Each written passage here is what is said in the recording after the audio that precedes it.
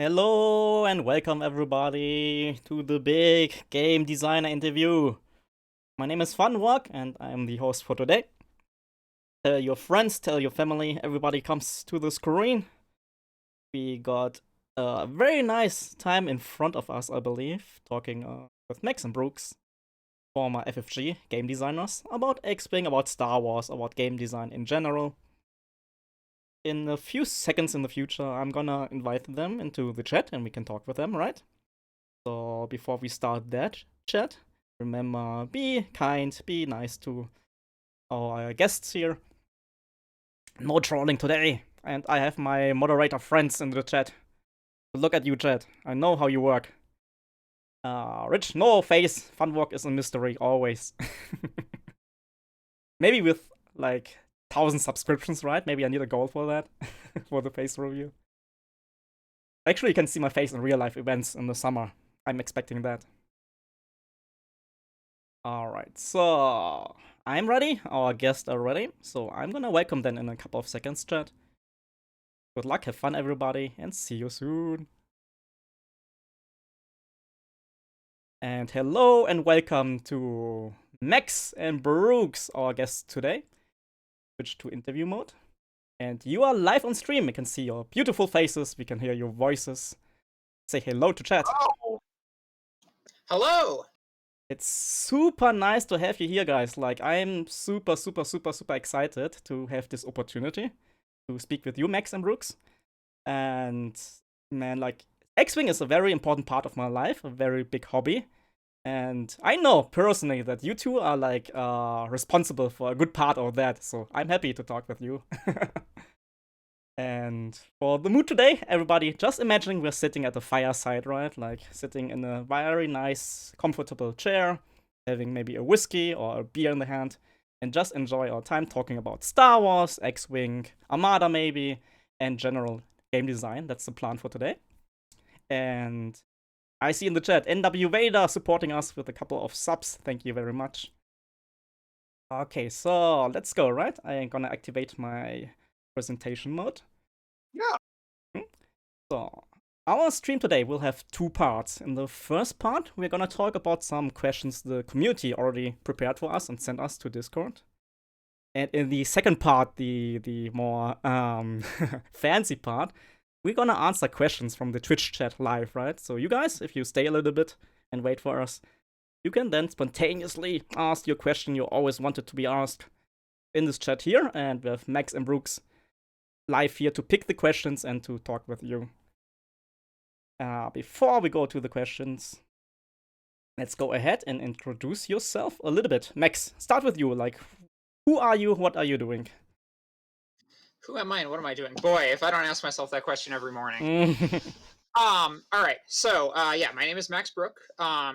I am here because I worked on X-Wing for a number of years, but I've actually done a bunch of things. So I worked at Fantasy Flight Games from 2011 to 2020. So good long run. Didn't quite get that 10-year statue, but good long run there. And I started out working as a producer on role-playing games. I worked on 40K roleplay, and then I worked on Star Wars role-playing. And because I was working on Star Wars role-playing, and Frank and Alex were dying to do anything but X-Wing as a break, uh, I was brought in to sort of mix things up and give them a chance to, again, do anything else. That's when Frank did Fury of Dracula, so that they could have a little break. So I started on in the sort of late first edition, mid to late first edition, and then was there through second edition. And then since I left Fantasy Flight, I've been doing freelance design. I've got a project that was just announced, actually, called Stone Saga, that has a BGG page up and everything. So I guess I need to make a BGG account so I can answer questions. With a company called Games up in Canada. And that's still in development. Yeah, if you're interested in being involved in the alpha test, feel free to send me an email. My contact information is all on my blog, maxbrook.com. So yeah, anyway, enough shameless self-promotion for now. Okay, for now, right? Like we can do it more later because Oh, I'm there all will in. be more later. I'm We all have it in on the for safe schedule. promotion. It's all good for me. So, Brooks, tell me a bit about yourself, please. Yeah, so I started at Fantasy Flight Games actually in the fall of 2015 in the warehouse, and then I'd been playtesting before then and continued to playtest Mm-hmm. X-Wing, Armada, Legion, no, not Legion, Imperial Assault, Mm-hmm. stuff. And then I applied several times for developer positions and eventually got one. That was in the summer of 2017. Mm-hmm. And so I came in just in the middle of the X-Wing second edition transition, because X-Wing is what we're kind of all have in common here. Mm-hmm. I worked on all the even numbered waves of X-Wing second edition, basically. Just the way it worked out. Mm-hmm. Also worked on Star Wars Armada and Rune Wars, the mini game, and a little bit on the Legend of the Five Rings. Not on any products for it, but on the story group that sort of drove the behind the scenes evolving narrative of that setting and game line. So, and then since then, so I left at the beginning of 2020. Since then, I've been working on a couple of my own projects and then on Earthborn Rangers, which is a cooperative card game that I'm making with Andrew Navarro and Andrew Fisher, two other former FFG folks, Sam Gregor Stewart as well. The whole team is almost all former FFG folks. And that is, we had a Kickstarter campaign over the summer, and we are in sort of mid to late stage playtesting on that right now, and looking forward farther out this year. That'll be very fun. So yeah, that's who I am and what I've done in the game design space.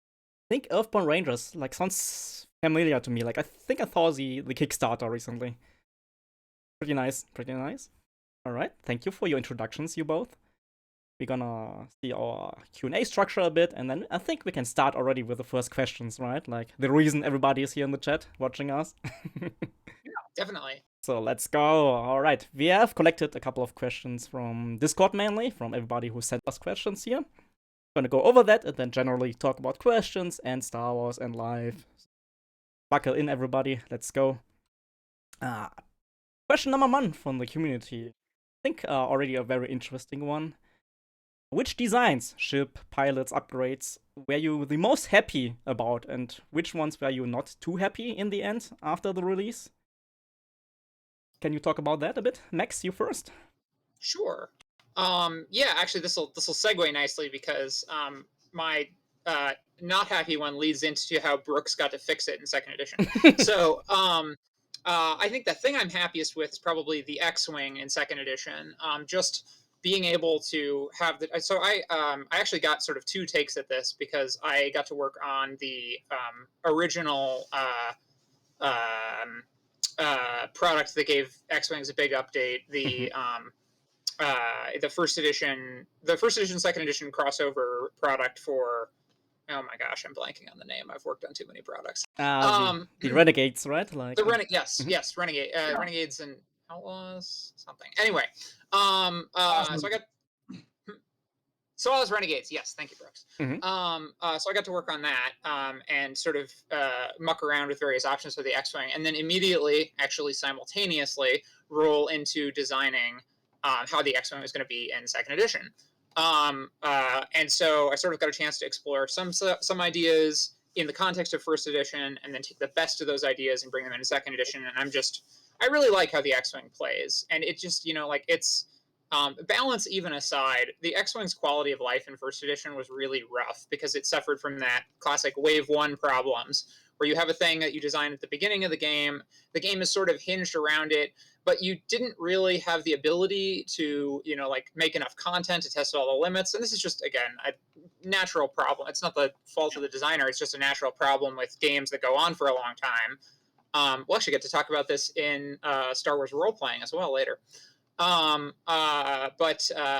Yeah, so that's probably the thing I'm happiest with, because it's just this iconic ship, and it just wasn't that much fun to fly, and through no fault of the designer, but just through the accretion of other stuff. So getting to update that and make it just a fun ship to fly was really nice. The thing I'm least happy with is definitely the first edition Resistance bomber. Yes. And that ship was just tricky because, this is a topic we'll get into more later too, but it isn't canonically a very powerful ship. It's a retrofitted mining ship that's not very fast. It's not very maneuverable. In the film, we see they're quite fragile. They obviously play an important role in the film. And we also didn't know anything about the characters at the time. So I didn't feel like they had a lot of personality because, we didn't have much information about them.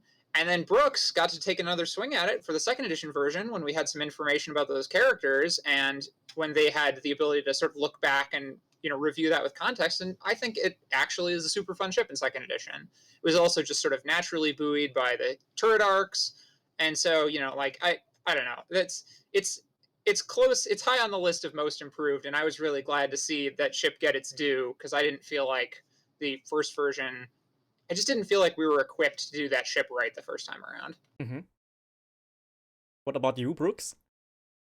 So I really enjoyed doing it was the first thing I did on X-Wing was the Wave 2 all the sequel trilogy content and getting to go into redesign those ships with more interesting, like using more info and more context for them was a great opportunity. Like when we had mobile arcs, and I got to reuse those on the TIE SF and stuff, and then that set a pattern for a bunch of other things. I think the ship I'm most proud of designing, though, is the Naboo Starfighter, partially just because I love it so much. And it's like Episode 1 is the first Star Wars movie that I remember seeing and knowing it was Star Wars. Mm-hmm. I'm sure I'd seen parts or all of A New Hope and Empire Strikes Back, but not in the context of knowing that they were Star Wars necessarily. So that project was very near and dear to my heart, and I like how well it turned out, and that it feels interesting and different, and not just another A-Wing kind of thing. Mm-hmm. I think the pilot I'm most proud of is Sienna Ree in Skystrike Academy. Oh, the ability, right? Because it's very canonical to the books. Her character. Yes, Mm-hmm. I love Lost Stars, and I really wanted to express that sort of thematic bit of story in the game, and I think it worked out really well and offers a really interesting choice for Imperial players to take a very powerful, a very capable pilot, but one who is sort of has this big built-in downside. That's a design space that we were slowly exploring more throughout second edition. This is very funny because right now I'm playing in community-made X-Wing event where you have only limited points and restrictions to work with to build your list.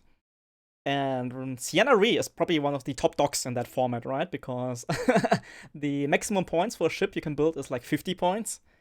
And she really neatly slots into the 50-point ace. Oh, if she is below that threshold, yeah. And I think for things that didn't really turn out as well as I would have liked, there are some things that we essentially didn't have enough time or enough information at the time when we were doing them. Either story information or just like we made them and then we shortly thereafter came up with a feature that it would have been nice to include on them. So like the TIE BA Baron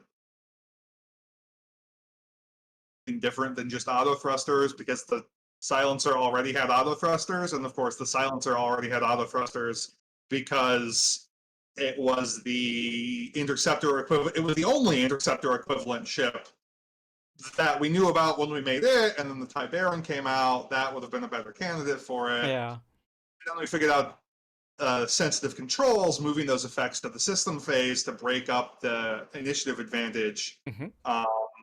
But the TIE Baron had already been done differently, so yeah, there is an accumulation of things, and there's so many things that, with what we know now, we might do something a little differently, but we didn't know that at the time. So yeah, I can see that. I'm very pleased with all the stuff we did. Nice.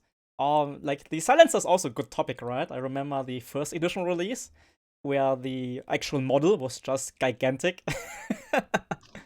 Oh yeah, that's interesting though, because Question. yeah, that's a me question. I worked on that product.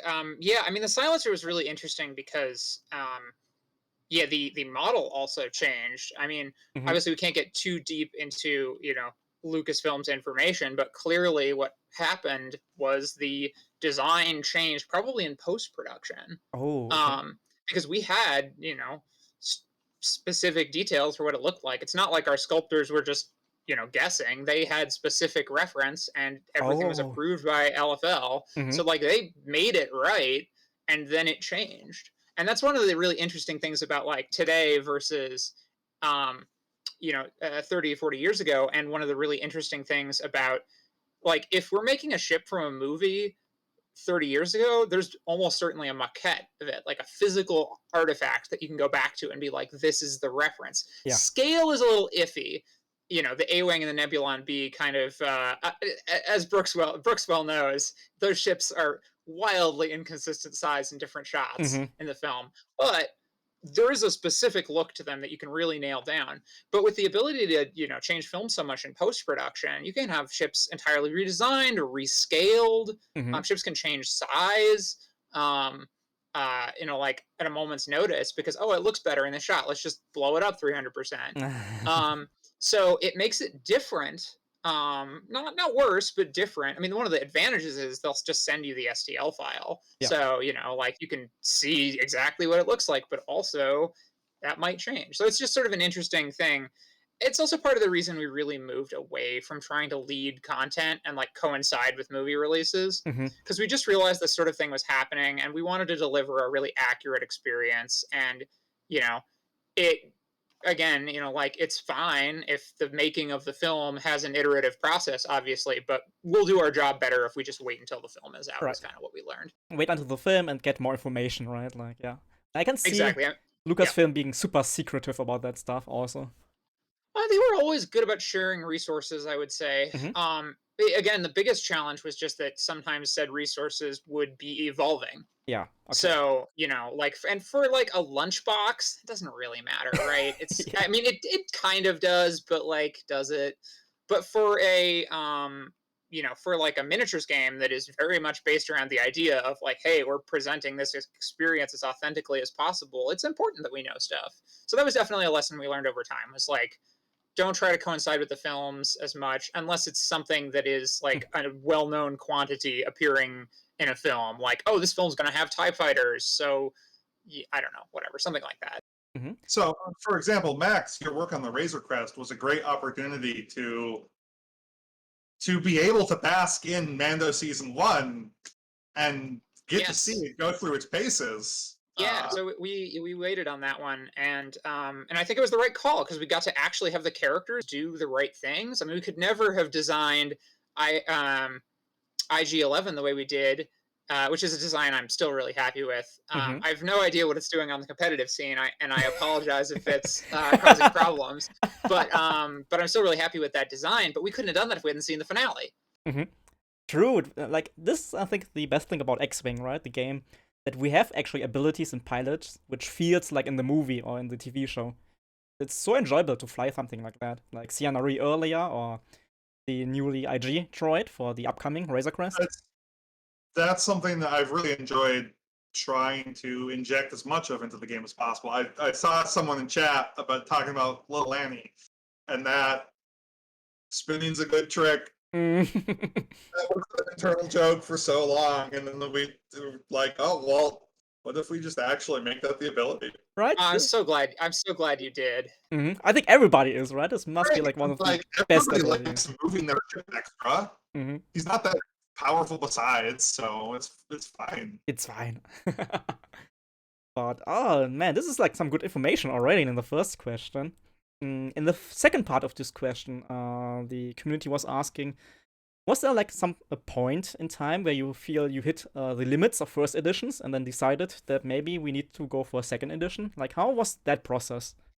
So I can speak to the history of that a little bit. So there was a time when they decided they were hitting the limits of first edition, and it was when I was brought on. Actually, I was specifically brought in because Frank and Alex needed a break, Mhm. and because they wanted to just inject some fresh ideas. And I'd been working on the role playing game for a long time, including a lot of books with lots of ships in them. But I actually hadn't played X-Wing since the internal playtest. Um, uh, like I was aware of it, and I knew it was popular and succeeding, but I was busy with other stuff, and so I hadn't played it. So Alex had to give me mostly Alex, because Frank was starting to work on Fury of Dracula, but Frank a little bit too. They had to give me a like crash course, get up to speed, get good at this game, or at least passable. And Alex, Frank, and Brooks are all actually good at X-Wing. I'm not actually good at X-Wing. I can understand what good play looks like, and I can understand how good players think, but I am not nearly good enough at the geometry, and my hands are way too wobbly. But anyway, so that was one moment where they were definitely like, everybody was sort of feeling the strain of like, oh, we've got these two people who've been working on this game for almost 5 years. Like they're it's hard to work on any game for 5 years. And not start to feel that. So I was brought in, and that's why there were a lot of like experimental mechanics in that sort of like wave 7, 8, 9 area, or more like 8 and 9, I guess. 8, 9, 10, like conditions and stuff, and like so I was really swinging for the fences on my ideas. I mean, I handed Alex a version of the Shadowcaster dial that had no one-speed maneuvers, and he was like, "I don't think this is going to work, but let's try it." We tested it; didn't work, but yeah. I was really trying some weird stuff. But we knew X-Wing needed some kind of revitalization, and there's talk about, okay, maybe it's a season 2 type deal where we sort of like revitalize things by like starting to rotate out some of the card pool. Maybe it's a like a different sort of exploration. There were a lot of angles discussed, but we got management buy-in on a full second edition, and I think it was the right call, because season 2 would have left things in that weird place where you get, I don't know if you've played any Warhammer Fantasy or 40K, but you get the like one army that hasn't had a codex in 3 editions and is still clinking along on rules that only work because the FAQ is as long as the rule book and explains how everything works under the new rules. And we didn't want to be there with X-Wing. It just would have been messy. And it's a game that, like for a minis game, it's pretty clean. If you're coming from a board game, you're like, wow, there's so much here. But if you're coming from a minis game, it's pretty clean comparatively. Like, okay, there's one source of main rules, and then you read the card and you do what the card says. It's not like you have like 4 sub books that contain the alternate rules for fighting in hyperspace and what have you. Anyway, sorry, long and rambly, but basically we definitely did bump up against those limits in first edition. That's why we did second edition. Yeah, that's cool to know. Something that I played competitively or semi-competitively for a large swath of first edition. And that's something I really appreciated coming onto the team as the second edition was in progress. I had not known about it at all beforehand. And seeing that the team was taking this opportunity to this is something we'll probably talk about later on one of the other questions, but to take things that had already been put into the game and then weave them all together more cohesively. That was very satisfying and very good for the game to get to do. Oh, very good to hear. Yeah, this is already like gold nugget questions here. First question, good one. Whoever sent that. And I think I agree with you guys, right? Like the big draw about X-Wing was like for me when I started at the end of first edition was for one that the rules were like very concise and you could get them freely from the homepage without buying like rules books and stuff like that or codexes. And that X-Wing always felt like a skirmish, right? Like a very like defined battle in space. So it was not like a big army or a big fleet like gunning around and you need a ton of models. But it was just like very neat to start a game, and I think that was a big draw for me at least. Alright, let's go for the second question already. Here. And somebody was asking in the community, what would you say the identity of each faction is? And how did that come into consideration when you were designing for the ships? So this is... I'm going to jump in here, Max, actually, and say, before we talk about what factions' mechanical identities are, I want to clarify what a faction does in a game is it gives you a set of list building options, and so we want those list building options to represent things that you normally see working with each other. Even before we get to what their abilities are or what they do, like factions first and foremost are ways to group the pieces in a game into thematically recognizable forces for players to play with. Yeah. And that consideration has to outweigh any sort of individual mechanical decisions. Oh, okay. Otherwise, you wouldn't have the combos of characters that you see on screen. Exactly. Another thing, too, on that topic, is we really wanted there to be coherent faction identities in second edition. There definitely were to some degree in first, but they were messy because the factions were we were adding factions as the game went on. And so for second edition, we really wanted to drill down on, okay, what are all of our factions going to be? We'll probably never have any factions that we don't know about. And so we spent a lot of time saying, like, okay, so, we know we're going to have the Empire and the First Order. How do we want to differentiate them? What do we want to add, etc.? So we drew up a color pie, and this is something I highly recommend as just a general design practice. Is like if you're going to have a multi-faction game, or you're going to have a game with like multiple sources you can draw from or what have you, like doing a sort of like Magic the Gathering style color pie is an incredibly useful exercise as you start your design, because it can really help you think in an organized way about stuff. But one of the things about a color pie is it's not entirely, when you're creating it, it's sort of designed as a like tool, but when you're using it, you want to think about it more descriptively than prescriptively. So like there will be things that act outside of the color pie. For instance, if you have a character who's Imperial, but they defect to the Rebels because they sort of have more of a, like rebel-leaning sympathies, you might give them an ability that feels more like a rebel ability. And so because you've seen lots of Imperial abilities, you look at this, a player of the game can look at this character and say, this feels a little off. And it sort of foreshadows, like, where's that character going to go? So you can do stuff like that. And so like the color pie is a tool. It's not a like hard set of rules, but it's a very useful tool. And I highly recommend it. Just sort of think about how your mechanics will sort typically. And then when you break it, it's an incredibly powerful tool to signal something useful. Yeah. So a good example of sort of breaking that paradigm is one that because the first edition, like the Rebel Imperial Scum ships were all converted for Wave 1 for the conversion kits, and then when I came on for Wave 2, we were doing the Resistance and First Order, and so that was an opportunity to have more bandwidth per ship because there were so many fewer ships, and to really like dial in that wave's content. And so like Phasma, Captain Phasma, has Prince Zizor's ability, except for it's mandatory.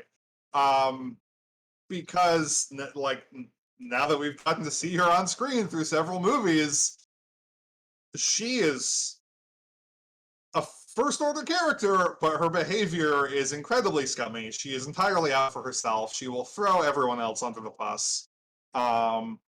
Many First Order characters have an edge of that, but for her, it's just completely cutthroat all the way through. And so that's... go ahead. Yeah, go ahead. No, I was just going to say that's a great example of how the First Order is able to differentiate itself from the Empire by pulling in more of those scummy abilities, right? Captain Phasma, Agent Terex, abilities that are sort of dirty tricks. And Malorus. Yes, Malorus. Witherstim in second edition. Yes. I was trying to think of her name, and it was eluding me. Yeah, exactly. So, and that creates a differentiation from the Empire. So, you can sort of see like, okay, this borrowing of this one element from another faction, or like sharing, these two factions share this element that this other faction doesn't. So that shared element creates a contrast with these other factions. So suddenly it's like, okay, Empire doesn't get the same sort of dirty tricks per se, but they do get, like these sort of like sacrifice your friends abilities. But But then Scum gets the dirty tricks, and then First Order gets a bit of both. Yeah, we can see that in the recent expansions we got, like in the last years for First Order, right? They got more and more scummy with time, like Agenterics, giving out illicit upgrades to their friends, stuff like that. Yeah. So yeah, I think think this is that interesting is that sometimes you're more- mix and matching the faction abilities a little bit, right? To break the mold. Definitely. And also that, like, as we see more content depicting that faction or that character, their portrayal's gonna shift a bit, and we are first and foremost trying to make a game, and that game is trying to depict what we see. So if there's crossover like that, or if there's sort of a shift in the tone in which characters or abilities or equipment is portrayed, it's because we're trying to like recreate what we're seeing from the source material. Yeah, makes sense. Thank you for that. Let's advance to the next one. Okay, this is a bit more testy, right? Like, wasn't there any ability or upgrade you can talk about which got cancelled during design or testing because it was just too broken or too overpowered to work? Like, how much can you talk about that? Well, the short answer is not a ton, unfortunately. We can't talk about content that didn't get made unless it sort of got reworked and made in another way. Like, some things definitely, it's like went through various phases of iteration, like token sharing effects that would eventually become the basis for the droid, the droid brains linked calculate sharing. Yeah. Network Those calculations. were network calculations. Yes, those were experimented with, for a long time, and various iterations got printed. I mean, Itani Mind Link, obviously that caused problems. There was the IGs played around in a similar space. That seemed more okay. So like there was a lot of experimentation with that mechanic beforehand, but we can't talk about anything that got canned and didn't later bubble up in some form. But there was something for sure that was too broken, right? Like, has to be, like, in testing. I mean, probably, but we reworked it to do something else. So that's like, I know questions like this sound really interesting, and it can sometimes be annoying as fans to like that we can't answer them. But advice I want to give to you is that like those answers are probably not going to be as interesting as you might think they are, because they're either things that like we tried and we're like, oh, this doesn't work, and we threw it out because it didn't work. Or they're things that, based on other constraints we had, either time or what we were trying to do, that weren't going to get into the game. There are very few things that I wish we could have done drastically differently, and almost all of those were because of constraints external to what was like best for the game, kind of thing. It was because of something else prevented us from doing it. So it's not like there's no secret vault of hidden abilities that we'll never release, kind of thing. Great example I'm not going to tell you about right now. There was a mechanic we tried that was pretty weird mechanic, and it was something we experimented with pretty extensively because there was interest in it, and we discovered that it didn't work at all, so we didn't do it. That did happen, but that ability isn't all that interesting. It turns out it just wasn't a good idea. Yeah. So that happens sometimes. No, I can see that. And sometimes you just have to try it out, right? To see if it works or not. Like, theory crafting is like one part, but the actual mechanic on the table, it's another part, right? To see if it works or not. So I can see that for sure. There's a saying that games are never complete. They are only either published or abandoned. And because eventually you have to put out the next product. And so like we want to spend as much time as we can exploring different ideas, but at a certain point, like, do I have something that works and is pretty close? Is spending more time on this worth it versus doing something else? So there's a lot of game design is work. It's like recording. This is something we were talking about before the stream started. Like, there's a lot of paperwork and a lot of meetings and a lot of like, do I have the time and effort to budget on this thing versus the other thing? Yeah. So This is that's how the sausages get made. right. This is so much real life right now, right? Like everything is time and budget constricted. But yeah, that makes sense. That makes so much sense. All right, so let's get to the next one. How much knowledge did you have about like the X-Wing community in general? Like, there's a lot of like memes and opinions and hot takes from the community, right? Like, how much aware were you as the game designer about that? Like, did you follow like maybe like popular podcasts or social media groups for the community? As I say, your story for this, Brooks, is more interesting than mine, so I'd say you should go ahead. So I played semi-competitively for almost all of first edition, in sections, and so like I was part of the community, and like I wasn't that active online, but with the local group in the Twin Cities, it was pretty big for a very long time. I don't know what it's like now, but I assume they're still going. So and yeah, like we interact with dozens or hundreds of playtesters every year on various projects who are speaking to us in the language through which they understand X-Wing. And we paid attention to the community forums when they were up. But like we poke in on the Discord. We still keep an eye on what conversations are going on every now and again, because we're really tied into the community for X-Wing, also for Armada. So yes, but I'll caveat that with, we don't use it a whole lot, or at least I certainly don't, because one of the things in my experience with having to do a lot of technical writing, that's like I'm a technical writer. I write these rules and abilities that have to all interlock and fix and work, and the player has to be able to understand them. And it's easier for me to do that if I am always speaking with like clear, precise technical language. And so those are some of those things, are even habits I had built as a competitive player. Max, I'm gonna make a joke that you've already made at your own expense here, but like every time we played X-Wing, I had my system of where I'd lay my templates out on the side of the table, and you were always hunting for a template kind of thing. And I say that with nothing but love, because it was fun. It's like, I'd feel worse about it if Alex didn't have the same template hunting habits I do, and Frank too. Actually, I'm surprised how unorganized they were, given that they're both actually good players. But yeah, I think you're the most systematic player I've played with, maybe period. Certainly outside of some of the people playing at Worlds and such certainly were very similar, but I didn't generally play with those people because I didn't want to horrendously embarrass myself. Yeah. And so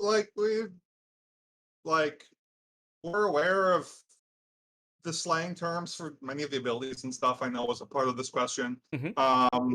We follow what people are talking about, but we don't follow it too closely, because for one part, while we were designing, we were already designing 2 or 3 waves ahead of what the public community was worried about. So we had to keep an eye on what was going on, particularly for balance changes and stuff.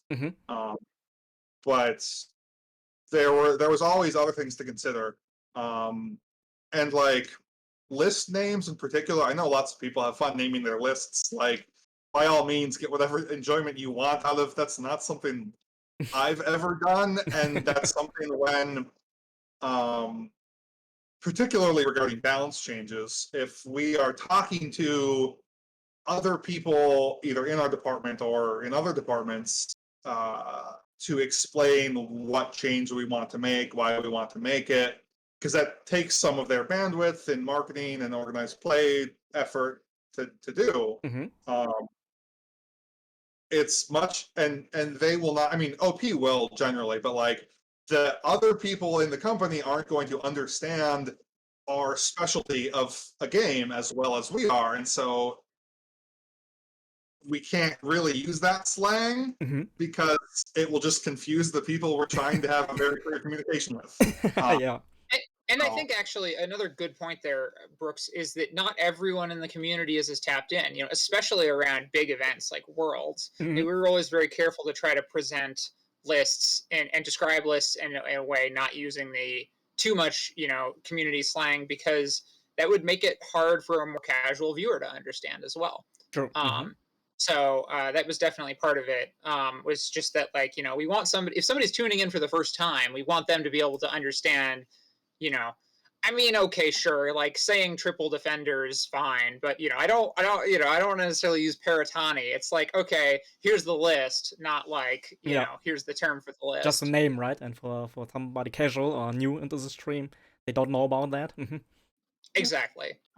And 'cause there's such a huge audience who are either don't or do not play in public at all and only play with their immediate friends, but are still interested in the game, and they're still an audience for Mhm. the product, but also our communications. And then there's a similar audience of folks who might play occasionally at their local game store, go to a local store tournament every once in a while, but don't constantly have their finger on the pulse of what's going on. And it's really important. Like, that's the bulk of the player base. Mhm. They're just not as active. True. So, Yeah. or as visibly active outside of their own local groups, and it's important to be approachable to them. I think one part of this question is that it's always nice if you know that like the game creators like you both were are just like a little bit part of our community, right? Like that you have your ear on our pulse. That's something I think we as a community like always appreciate a lot. Like that game creating part and the game playing part are not two separate parts, right?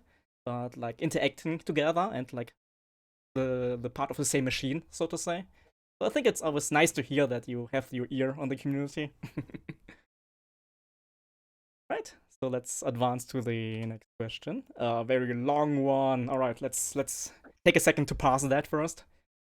I think we talked a little bit earlier about that already, right? Like in this question, the caller, so to say, was curious about the end of first edition period. Like, were you already like knowing that you wanted to go into second edition and then use like the Starlancer mobile arc or the Kimogila Bullseye arc as a testing ground, prepare for second edition, or was it like more egg and chicken thing that you tried those new abilities out and liked it so much that you brought it over to second edition? So I can speak specifically to this because I was working on the game at the time, Mm-hmm. and I was finishing out first edition products while Frank was sort of during the early design for second edition before I jumped into translating every single pilot and like most of the upgrades. Anyway, so the short answer is for the Lancer's mobile arc and Kimiko's Bullseye arc, those were developed well before we knew there was going to be a second edition. I mean, we were having conversations with each other, and like with various powers that be, that like, hey, we should be thinking about a refresh of the competitive game of some kind. But it wasn't there wasn't anything formal. We didn't know we were going to get a second edition. I mean, Frank had this huge board of wants for second edition from before I started working on the game, but I don't think any of us thought it was going to happen as quickly as it did. We actually really got lucky, and people are very supportive and internally, and it worked out well. But we weren't counting on it by any stretch. Those are perfect examples of something from an earlier question where we were really trying to break new ground. I know when Alex pitched the mobile arc, it was very much like, oh, we've learned a lot of lessons about turrets, let's explore this one in a new way. But the reason we did that one that way was because the Lancer's turret was operated from the helm, so the idea was the pilot had to take away attention to deal with it. And for the Bullseye arc, that one came out of and I've told the story a bunch of times, but a really talented intern who worked with us. I set him loose on sort of a blue sky, come up with new ideas for X-Wing thing. and he came back with a line rather than the bullseye arc. And we spent a bunch of time testing and refining it, but yeah, Sean really hit it out of the park on that one. That was a good one. And when we started designing bullseye arcs, we weren't even 100% sure we wanted to put them on every ship in second edition. Our original concept was like, oh, maybe bullseye arcs are like an interceptor thing. Like interceptors will have bullseye arcs and special effects for it, or maybe they'll get more attack dice in bullseye arc or something in the like earliest concepts. And then somebody, Frank or Alex, or maybe you, Brooks, I don't remember if you were in those specific conversations, but somebody said, oh, we should just put it on every ship. And as soon as they said it, we were like, oh yeah, that's the right answer. But so yeah, so the only products that really were experimental toward second edition were, I would say, Saw's Renegades and the sort of other products around that time period. TIE Reaper, yeah. Another transitional piece. Yeah. What else? And Wave 14. So like a good example actually is of something we did, or Waves 13 and 14. So a lot of people have asked, why have we not brought? Oh shoot, what's their name? Brooks. What's the name of the character that copies pilot abilities? Tweet. Thweek, yes. A lot of people have asked why we never brought Thweek into second edition. And the answer to that is very simple. Frank had this idea for Thweek, and then Frank was like, oh, no. We can't publish this. It'll be a nightmare for the rest of this game. Every ability will have to be checked against Thweek. And I said, Frank, it's fine. I'm designing the next wave, and that's the last wave. We can make Thweek. And then he just won't go in second edition. Thweek only existed because we knew he wasn't going to be a thorn in our side for the rest of time. Wow. So, oh man, I understand the reason behind that, but this sounds so much fun. Like, we know that it is ending. We have like a certain deadline we can work with, and so we can just go all in on the abilities. So that's kind of the reverse of that question, actually. Yeah. Stuff we did because we knew we would not have to deal with it in second edition. This is amazing. Yeah, something like that, especially given many of the other mechanics that have been worked in the second edition abilities, like charges and such, that would be such a nightmare to balance against. Yeah, that's true. Make content that interacted with. I'll say just briefly, my experience with second edition was with the development, because I was not involved in anything as a developer pre-second edition. But that it was such a great opportunity to build in a lot of things that are quality of life, both for the players. I saw there's a comment appreciating the bullseye arcs and stuff, and mobile arcs. But also as developers, having all of the arcs laid out on the ships, then all of them, the front, left, right, rear, bullseye, let us describe the position of ships in relation to each other much more clearly than we'd ever been able to before. And that really fueled a lot of the sort of evolution and growth of abilities that we did in second edition that we couldn't have done in first edition because the tools weren't there to describe it, or they were there but only in a very experimental sense. Yeah. It also had another sneaky benefit, Brooks, that I think is hard to actually kind of hard to overstate how valuable this was. It meant we didn't have to print off bases for every ship every time we wanted to iterate on the design. Yeah. We just could have a set of bases that we had printed off, and then we laminated them. And then you just used markers to write on the initiative value and what pilot it was. We have it. Yeah. It works. It works often. However messy you imagine playtesting to be, it's about 50% messier than that. I can see that. But yeah, when I started every iteration on X-Wing, every iteration of every ship was like a new trip to the printer and then glue sticks, and it was, oh my gosh, it was so much work. And so as soon as I can't remember whose exact idea it was, but as soon as we realized that all ships were going to have all lines, we were like, oh, this is great. We don't have to worry about making weirdo arcs anymore because we won't need to. Everything will just have the same arcs, and some of them will be filled. Yeah, makes sense. Absolutely sense. That's why like second edition is like more cleaner in that way, right, than first edition. A lot of that also has to do, and this is a subtle thing, but again, hard to overstate its importance, with Sean Boyg's graphic design on it. He really just nailed the graphic design. And, I like the original fiddly graphic design, but the new graphic design is just so incredibly coherent, easy to read. Yeah. Sean just did an amazing job on that. And Yeah. I don't know. Yeah, he is, shout out to Sean. He's great. I miss working with him. Thank you, Sean. This is good info, man. So funny stories you can tell about X-Wing. I like. Well, while we're on that note, actually, like, we are writing the rules and the mechanics of things, but like, Sean's doing the graphic design, like the art directors and the contract artists who are doing all of this art to bring our visions to life, the sculpting team, like, there's so many things that go into making products. Let's not forget maybe the most important person on the project, actually, the producer, Gavin Duffy, thank you so much. Gavin, just make the project happen, Duffy. Yeah. So important that we made him an E-wing pilot. Yes, that's yes. No, I wish we'd gotten an actual Gavin in somewhere. Well, he has a copy of Gavin Darklighter. Yes, he does. That's right. A photo of himself pasted over the art. Yes, I would right. do that too with that name. Yes. So there's a photo of him in a fighter jet, like, posted over the art.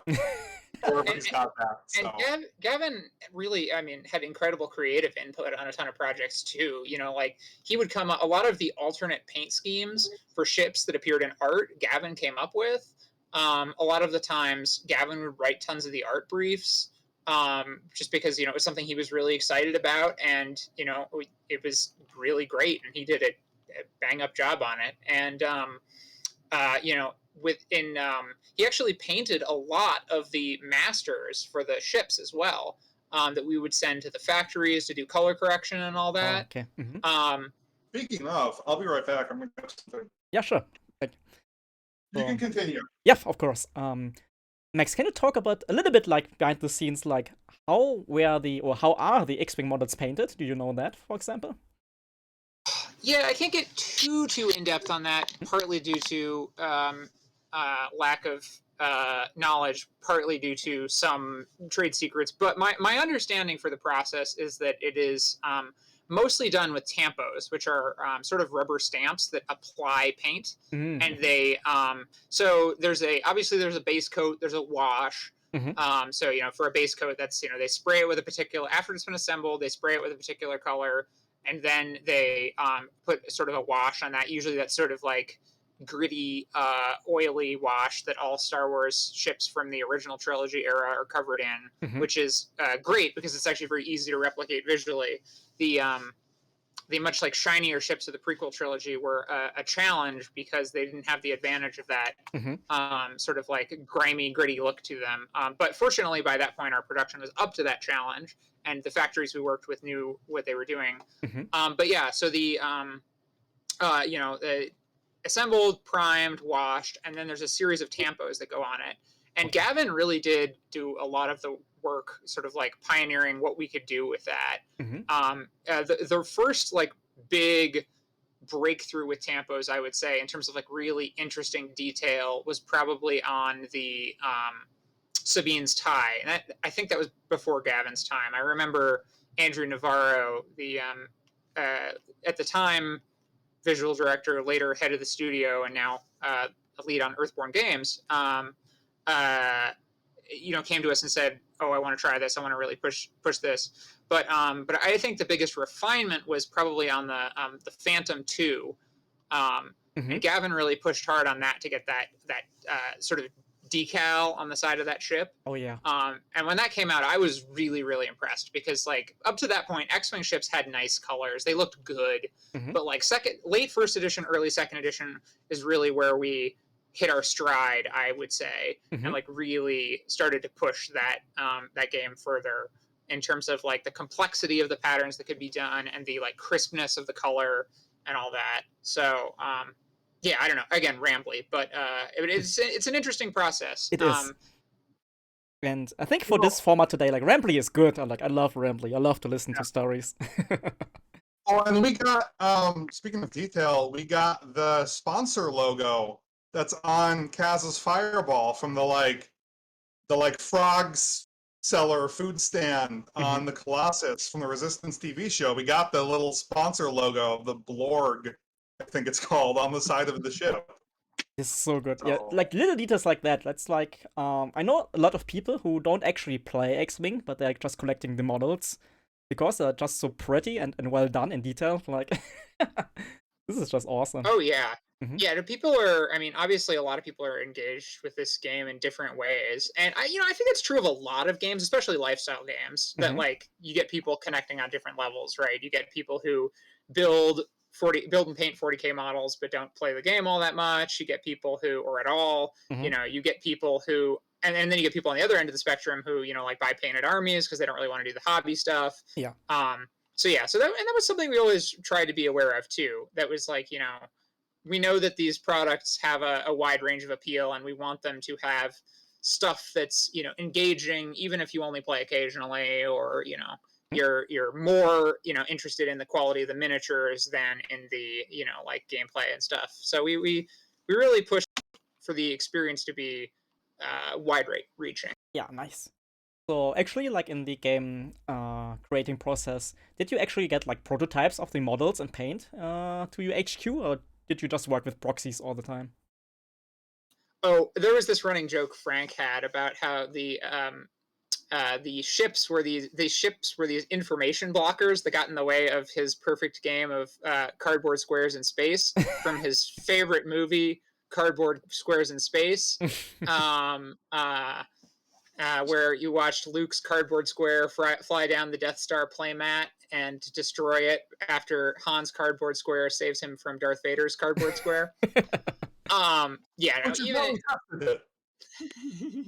even in first edition, we really, except the first couple like training games I played, like we really never played with the ships on base because we couldn't. They didn't exist yet. Yeah.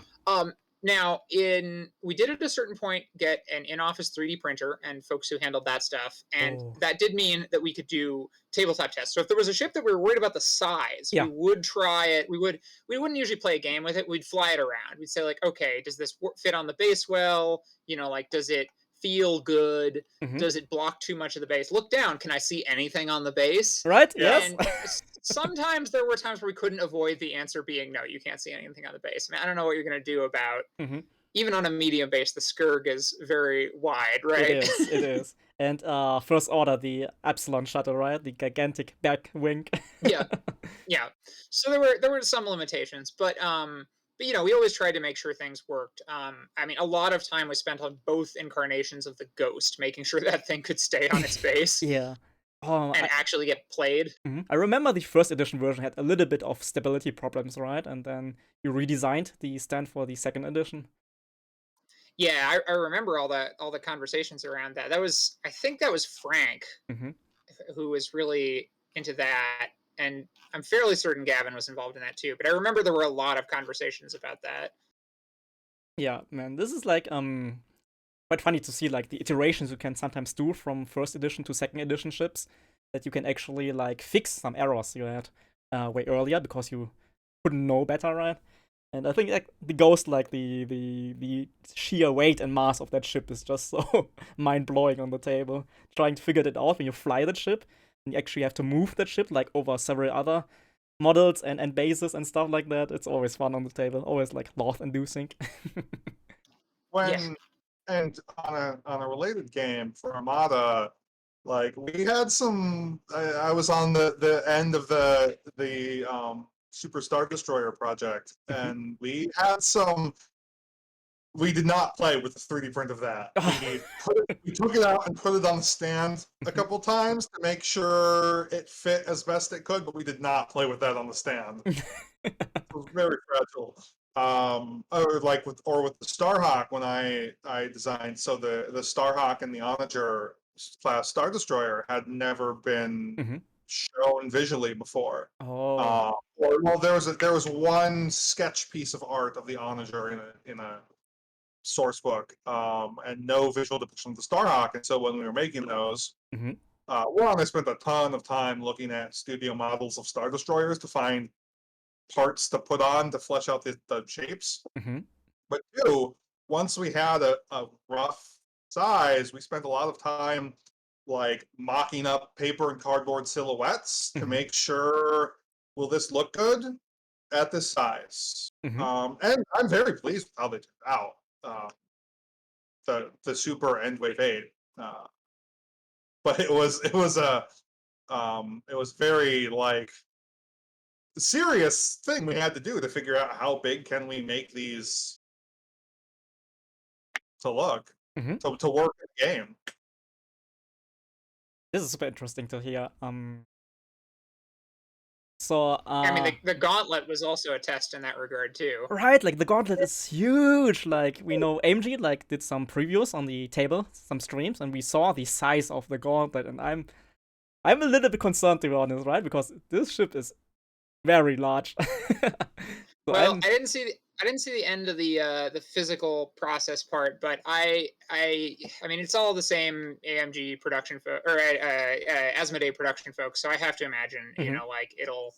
I think I have no reason to believe it won't work. You know, Mhm. obviously there's no, yeah, the factory and manufacturer and all that'll be fine. So I'm sure it'll go great. Yeah, I think so. Like just seeing it on stream on the table, right? Like the big wings, which you can actually move, which is super cool. But man, That wow. was the wings being able to move was something Michael Gurnes, who was the designer on that project, he felt really strongly about. And he worked a bunch with the various folks who did the 3D sculpting to make that happen, Mhm. and came out really well. Man, I'm excited for that, right? Like, I think the Gauntlet, like you talked, it was one of the last projects I think you did with X-Wing, right? I believe it was the last. It wasn't. I Wow. didn't really work on it much. I Mhm. helped Mike because it was his first X-wing wave. Mhm. But he'd been playing X-wing and been adjacent to it for years. And Brooks, you helped out on that too, right? On which? The The Gauntlet. Gauntlet and Here's a Mandalore. No, No, no. that was okay. I completed Wave 8, and I was doing the pitch for what would come next, and then I got laid off. Yeah, Ah. that's right. That's right. Mhm. Yeah. So I've been like a tech editor. I was gonna say, I'm pretty sure we got it in front of you because we wanted Yeah, your. You contracted me to do a tech edit on one and a review pass on the other, I think. So. I'm sure we got it in front of you because we wanted your expertise. Mhm. But yeah. So Michael Gurnes did all that stuff. Yeah. I'm excited to see what AMG does. Yes. But I believe everything that's been announced was still designed at FFG. Mhm. Yeah, because like the actual time you need to design, test, and produce stuff, it's like Exactly. so far in the Oh yeah, future it's huge. always. It's huge. Yeah. Yeah, no, it's And, you've got 2-year lead time at least, sometimes more. Mhm. and the release of that has been the release of products or the completion of products, like between COVID and the studio change Yeah. and the logistical disruptions. Like, if for those of you who haven't followed board game news or logistics news generally, like the whole world is having to reevaluate how it does logistics. Mhm. Yeah, yeah. One of the big interesting things there, just in a board game thing in general, is you really have to recalculate your shipping costs right now because the price of shipping has gone up so drastically, and that's why a lot of Kickstarters have had so much trouble Mhm. because they had their product ready to go, they had their budget done out, and then the price of shipping was 5 times what they expected it to be. Yeah. And Everywhere in the so world. Yeah. it's been a really interesting time in the board game industry in the turbulent meaning of that. It is. It's like there's like a Chinese saying like may you live in interesting times, and it's not like a positive thing. And I'm feeling we live in very interesting times right now, sadly. We live in very interesting times. Yeah.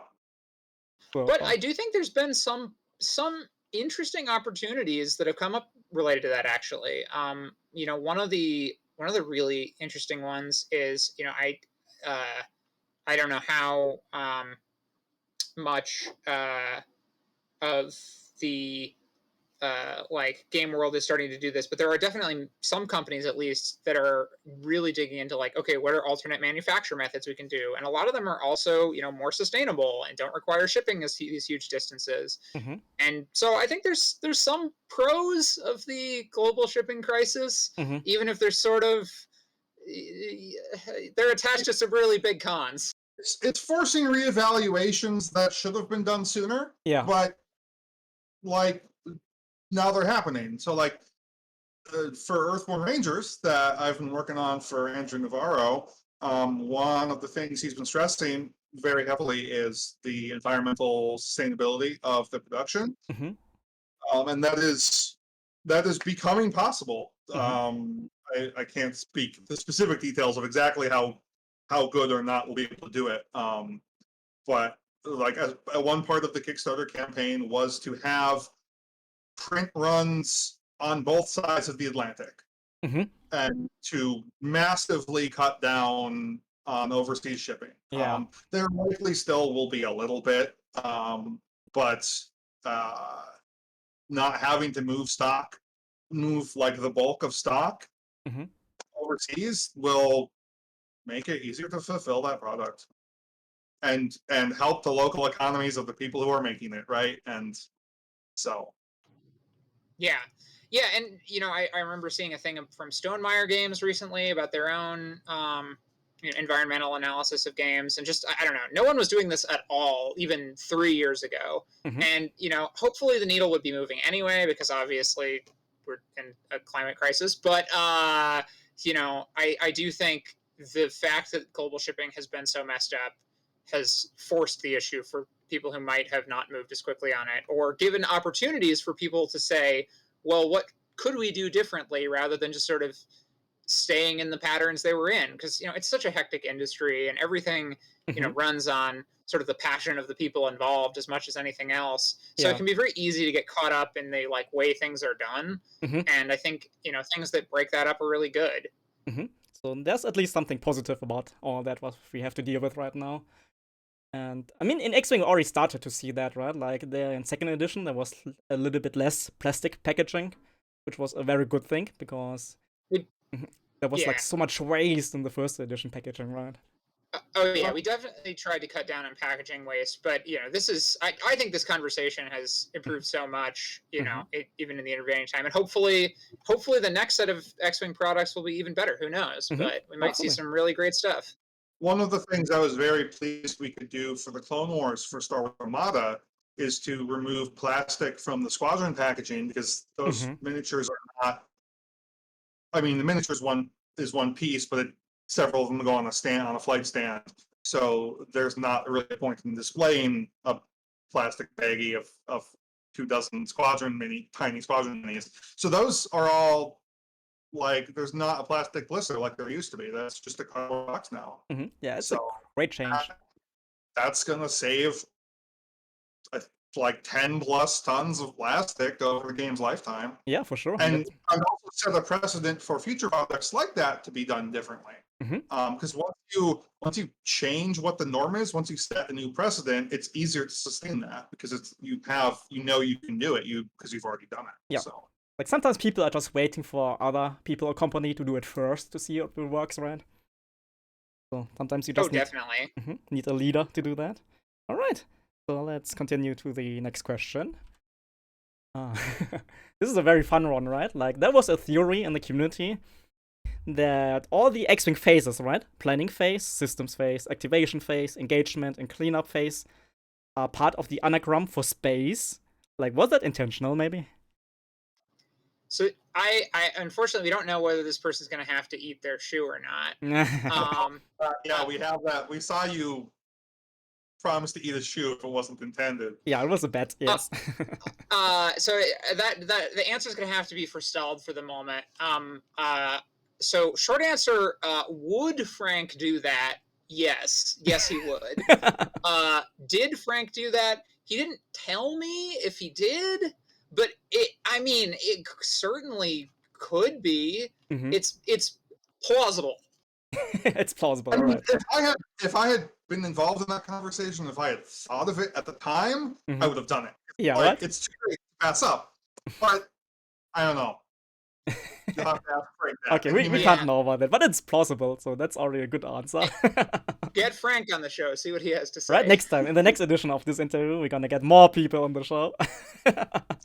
Easy, easy. Planning and activation and engagement Mhm. phases were all already named for first edition. Yeah, for sure. So it wasn't like going into a whole cloth. And Well, so- was planning or was activation or was it movement? I think it was movement in first edition, right?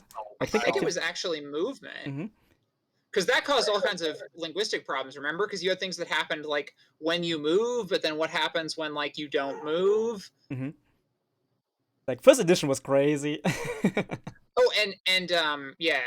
Was it maybe it wasn't movement. Engagement changed for sure. Mhm. Yeah, I think activation was actually activation. I think Alright. you're right, Brooks.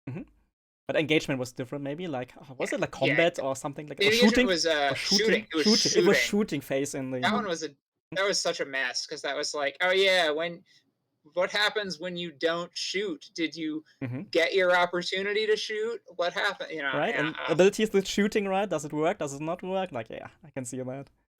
looping back around to our like cleaning up the game and making it more concise and precise. Mhm. There you go. There you go. At least something we did right with second edition. I feel very good about second edition in general. Mhm. Honestly, I think it has the potential to really go for quite a bit, pretty much as long as it needs to. Honestly, I mean, I think any game will need refreshes of various kinds, but we designed second edition Mhm. to be able to sustain itself. Because it had rotation, Yeah. because it had options for shifting things out. I mean, because it had multiple versions of pilots. Mhm. Like, you think about how huge that is for like the ability to sustain itself. We're not stuck with one Luke Skywalker forever. Mhm. So there's a lot of flexibility in it in a way that first edition just didn't have, because we never, we had no idea, like, will we ever get a third edition? Who knows? Who knows? And We're that's getting there, right? great We are having a little step soon with 2.5 edition soon. So that is an exciting time for X-Wing right now, for sure. What the immediate future will bring. Yeah, definitely. I'll be as excited to see it as you are. Like, all I'm waiting right now is for the new points and routes to drop finally. Like, oh, the tension is like, I can touch the tension right now. Another question from me, which I'm thinking about, right? Like, you guys in the team, we are certainly aware that during the pandemic times, Tabletop Simulator and Vessel, right, the online versions of X-Wing, unofficially, of course, we are like a big part of keeping the community alive. Like, did you have some private thoughts about that, maybe? Yeah. So I mean, we were obviously aware of them long before they were sort of a something we could talk about publicly. Yeah. The big things I think in terms of the thoughts about them are I think one really interesting thing is the degree to which they enable different lists, because I think they actually have a pretty significant impact on the way people play and think about the game as compared with playing in person. Yeah. Like a great example of this is that they really enable lists with heavy redundancy, because you don't necessarily want to own 5 of some ship, but Yes. if there's no incentive, if you don't have to go to the trouble of borrowing them from your buddies or buying extra ships or what have you to just even try them, you're less likely to do it.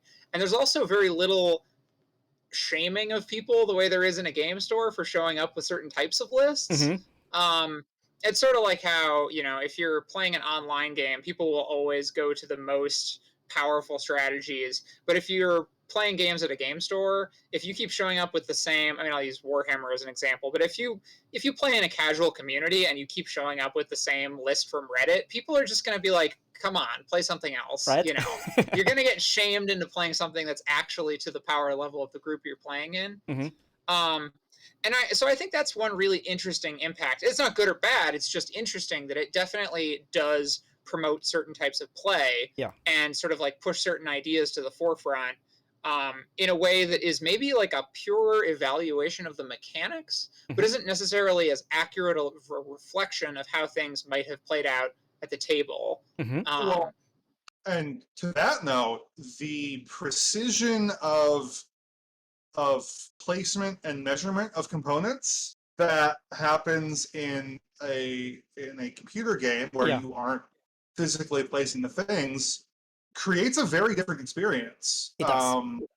And people will have a better or worse time flying like that. It will be better or worse for people to be able to like visually read the situation.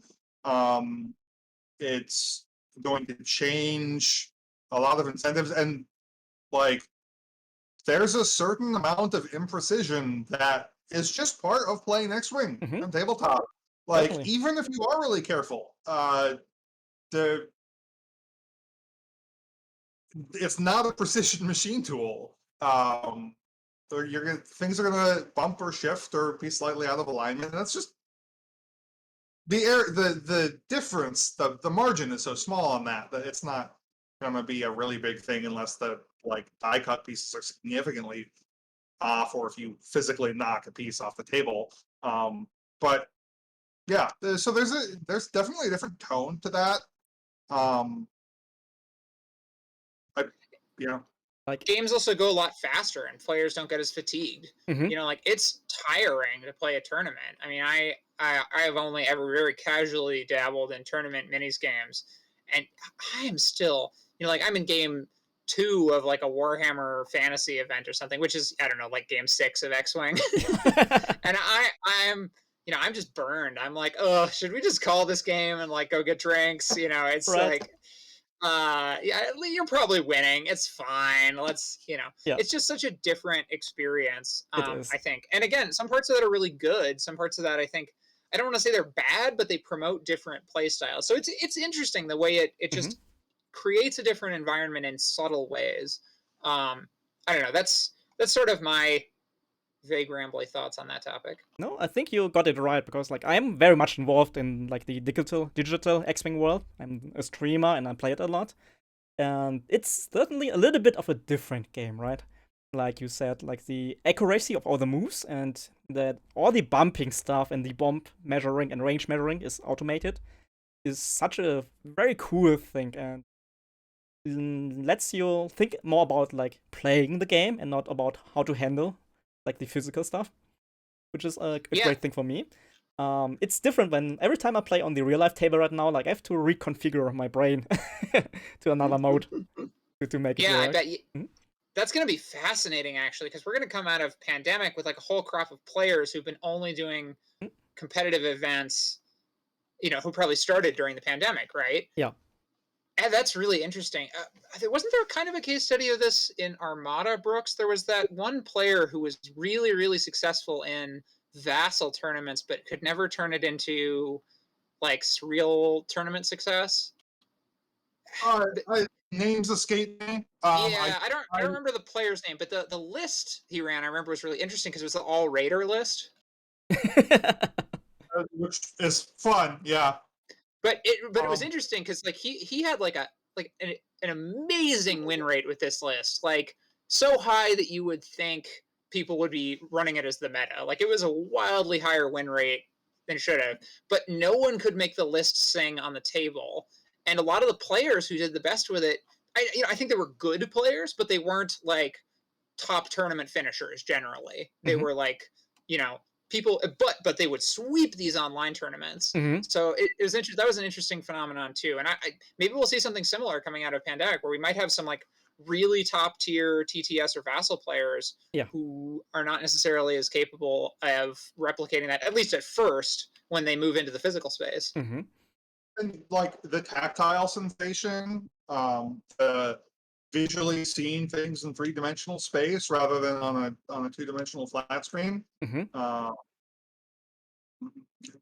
I play board games and miniatures games for the tactile experience, and so any sort of online emulator is a pale shadow of a comparison for me. Yeah. Because of what I'm trying to get out of it, not because of their inherent values. No, I true, feel but like we should also say Berserk Games, the company that does Tabletop Simulator, Mhm. has not been great about their treatment of trans and queer folks, Yeah. and we should acknowledge that and be aware of that and consider alternatives. Yeah, the Yeah, big issue with the definitely. global chat, right? Like they have to deactivate the global chat because it went just too much. Like, it was a bit Yeah. yikes, for sure. Yeah, hopefully either they will clean up their act or good alternatives will continue to present themselves, or both. Mhm. I know you were saying you'd had some good luck with Tabletopia, Brooks. Yeah, exploring that for prototyping any future stuff I work on, Mhm. or potentially some other alternatives as well. But we'll Mhm. see. But yeah, let's hope we see some alternatives, right? Because like more competition, it's usually better to advance something. And yeah, man, this is like super, super, super, super interesting. Like the combination of digital X-Wing and Armada and now real life stuff, which is starting to come back again. Like recently, we had 2 big X-Wing tournaments in the US and in Europe, and it's hopefully it's gonna get more of those in this year, next year, again. And I think digital X-Wing will not stop, right? It will still be a part of the game always, like in the shadows a little bit, but still there. Well, maybe not even in the shadows. I mean, digital X-Wing has such a lower barrier to entry, as we talked about. One of the great things about it is no financial barrier to entry, Yep. except what many people are. I mean, okay, not none. Obviously, you have to have a computer and an internet connection, but most people pay for those things already anyway. Yeah. Most people who would be able to play X-Wing pay for those things already anyway, and um, then you also have to buy a list on top of that. That's X-Wing's cheap for a miniatures game, but it's not a cheap hobby. That's true. I mean, this is like for me, like real life X-Wing. One big of the part of the good thing for me was like the social aspect, that you are meeting friends, that you are traveling in Europe at least to different countries for tournaments and meet other people. That's a very cool part which I missed dearly in the last 2 and 3 years, which I hope I will get back soon. But on the other hand, you get a different part of social on online play, right? Like I'm playing against people from South America, from Asia, from Australia, from the US, quite more easily than normal. So this has been like an amazing experience, right? And I really hope that we like can combine both of these worlds going into the future. Yeah, and I think realistically, what fans have been doing is great, and just continuing to organize events and keep that the digital stuff in focus is going to be a huge part of keeping X-Wing going into the future. I mean, just realistically speaking. Was that sometime in the past or consideration for FFG to maybe like go into the digital space somehow, like except for the Squad Builder app maybe? The tricky part about, well, yes, that's its own whole thing, but the tricky part about that with licensed properties is that licensed digital games are obviously a completely different license Yeah. from board games, and to acquire a license for a digital game, you have to be throwing around the type of money that EA has. For a license like Star Wars, you have to be throwing around the type of money EA has. For sure. And listen, X-Wing is a tremendously successful game. I don't want to underplay its accomplishments, but EA makes a little bit more money. A little bit more.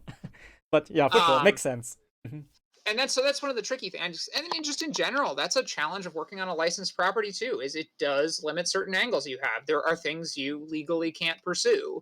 Like if X-Wing had instead been, like Twilight Imperium space battles, obviously a lot less people would have played it. Yeah. At least at first, but probably overall, period, because again, a lot of people are there because it's Star Wars. Certainly it's what drew me to it. But on the other hand, there would be a lot more flexibility on what could be done with it. There could be like an official TTS and Tabletopia and whatever mod. Like there could be official integrated game. Yeah, exactly. Yeah, you could do an app integrated game with other FFG franchises. Yeah, exactly. So there'd be a lot of different opportunities. So that's an interesting thing to think about too. From a game design perspective, is like working on licensed things and working on new properties or IPs that are owned by the company you're working with, or IPs you own.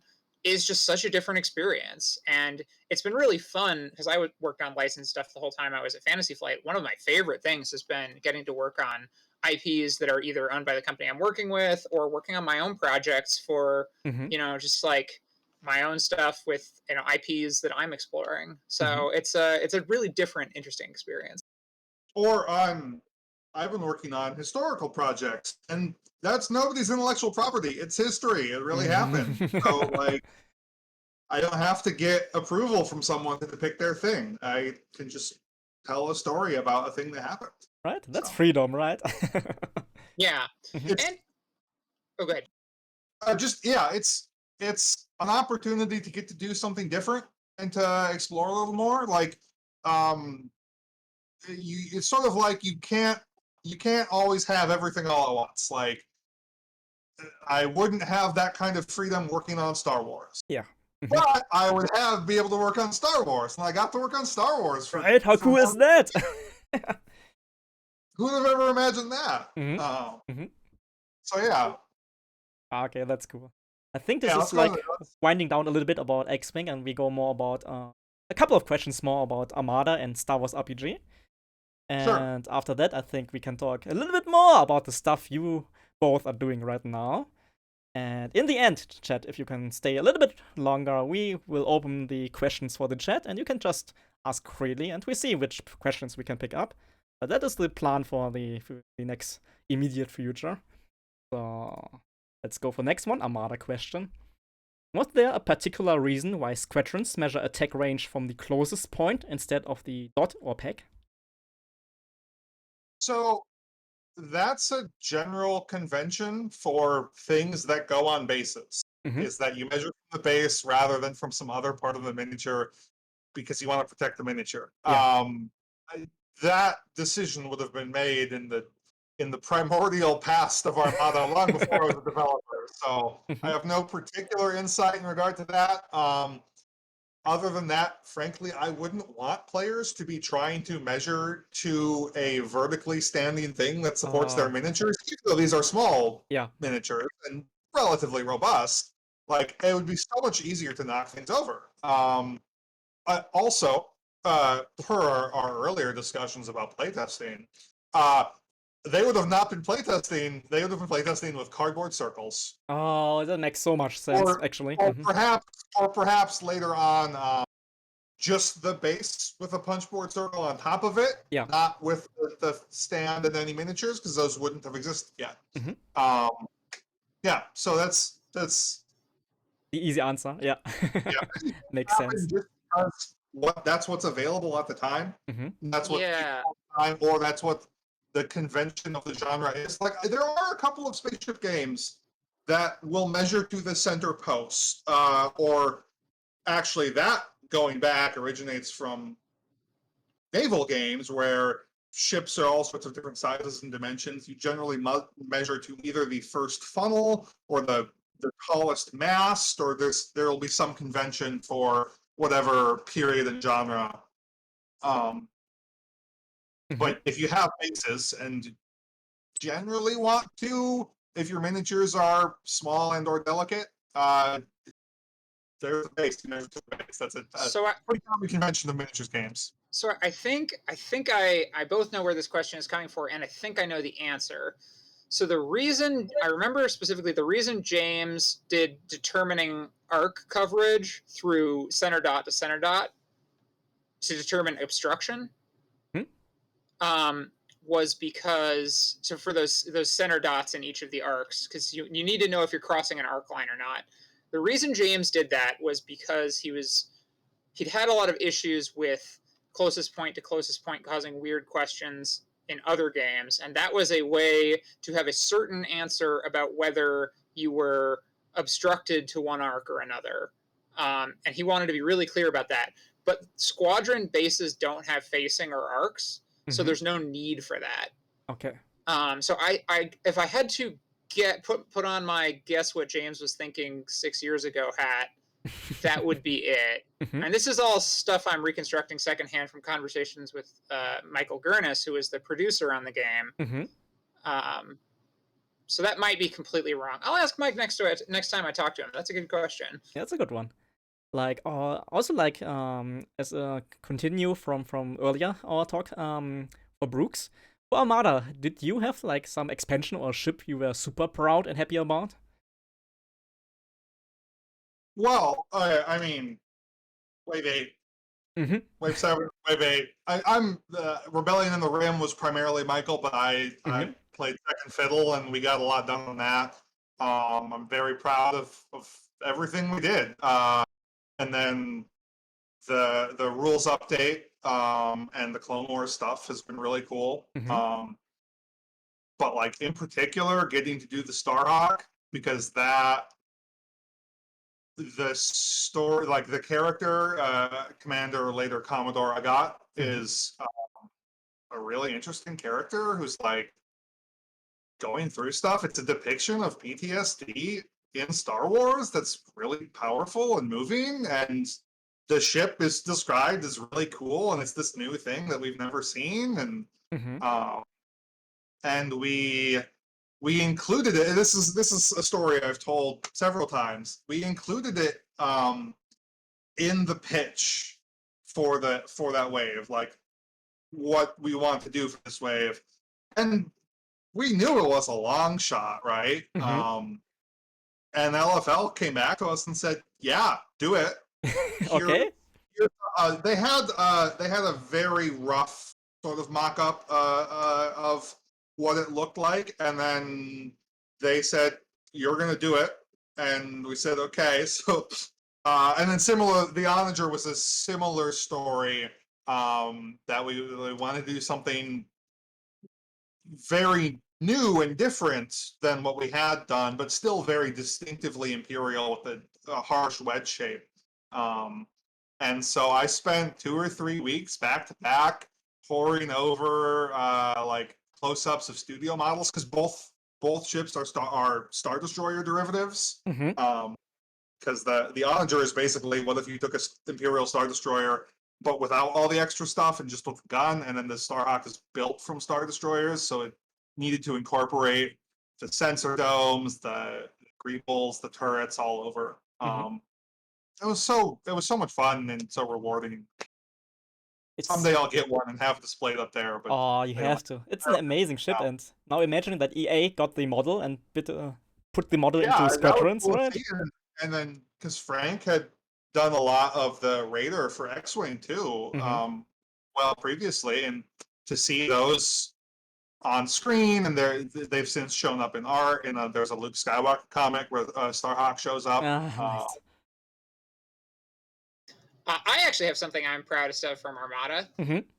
I was involved in a playtest. I didn't do really much development on Armada, but I was involved in a playtest of the interdictor, in which somebody showed up with an interdictor that was capable of, he'd figured out a way to basically not have infinite shields, but have so many shields bouncing around all of his ships that you would never effectively chew through it. And after that playtest, and he really liked this list and made this like huge case about why this list needed to be allowed in the game.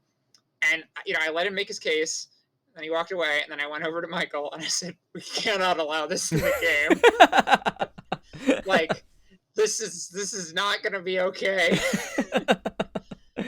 So that's my achievement, is you saved Armada.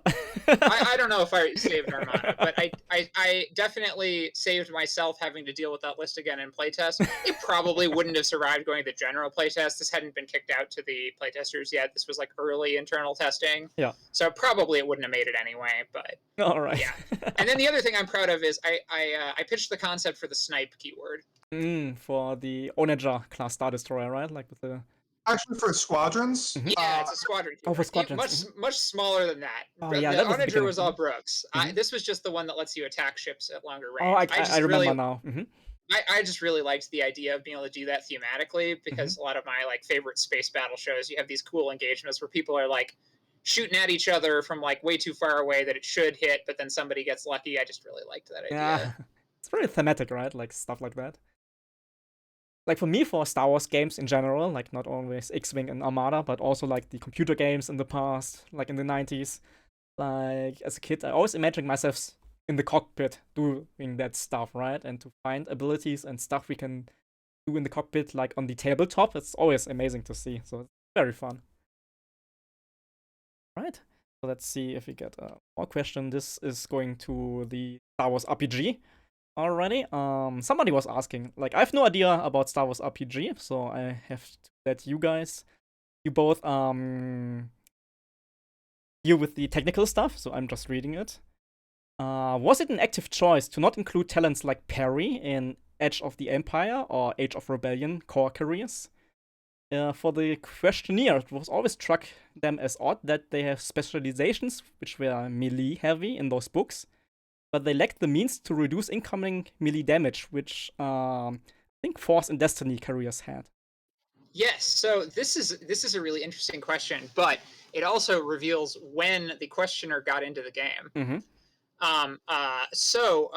The printing order of the books, and they were separated by about a year each, was Edge of the Empire, then Age of Rebellion, then Force and Destiny. Mm-hmm. The parry talent wasn't really pioneered until Force and Destiny, because the way a fight between two melee characters in Edge of the Empire looks is because lightsabers are incredibly rare and hard to get, and they require a special skill to wield. Yeah. So they're very much a niche thing that sort of only exists for making that kind of like Obi-Wan type character who like has a lightsaber but probably doesn't use it often, mostly gets by with other tricks. Mm-hmm. But then like, you know, when push comes to shove, he's very dangerous.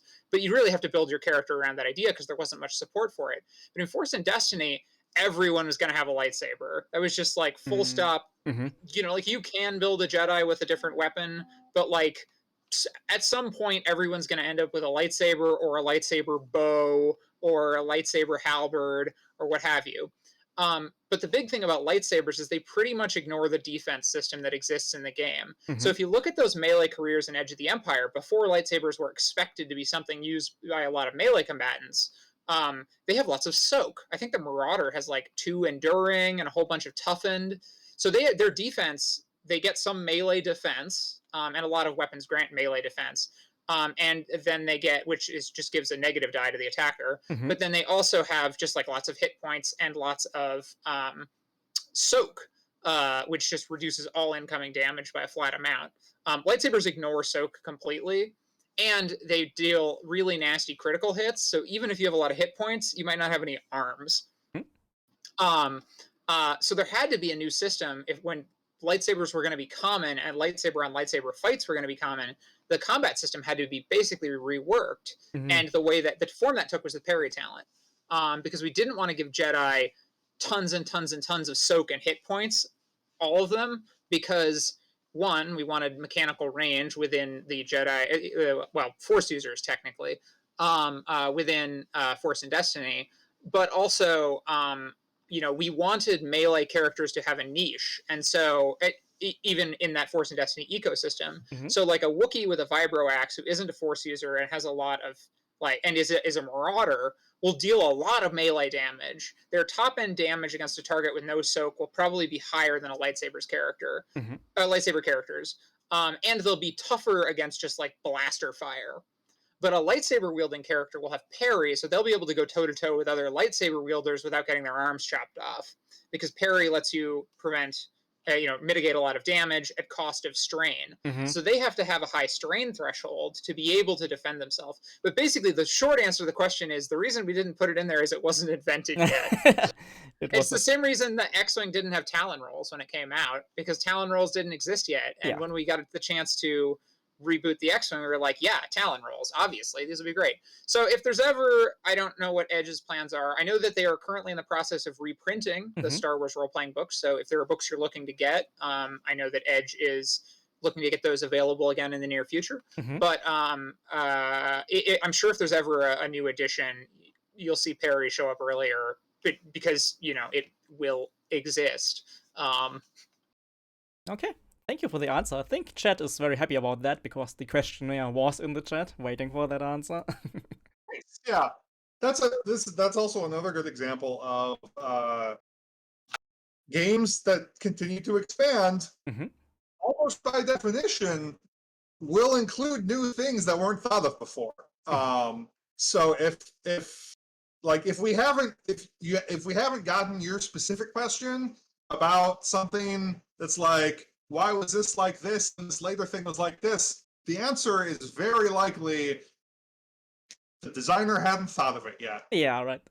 This is like a timeline issue. If you have a time I machine. mentioned with the High Baron not just getting auto thrusters because I wanted to differentiate it from the silencer that already had auto thrusters. And if I'd done them in the reverse order, they might have had reverse abilities. So can see that, absolutely.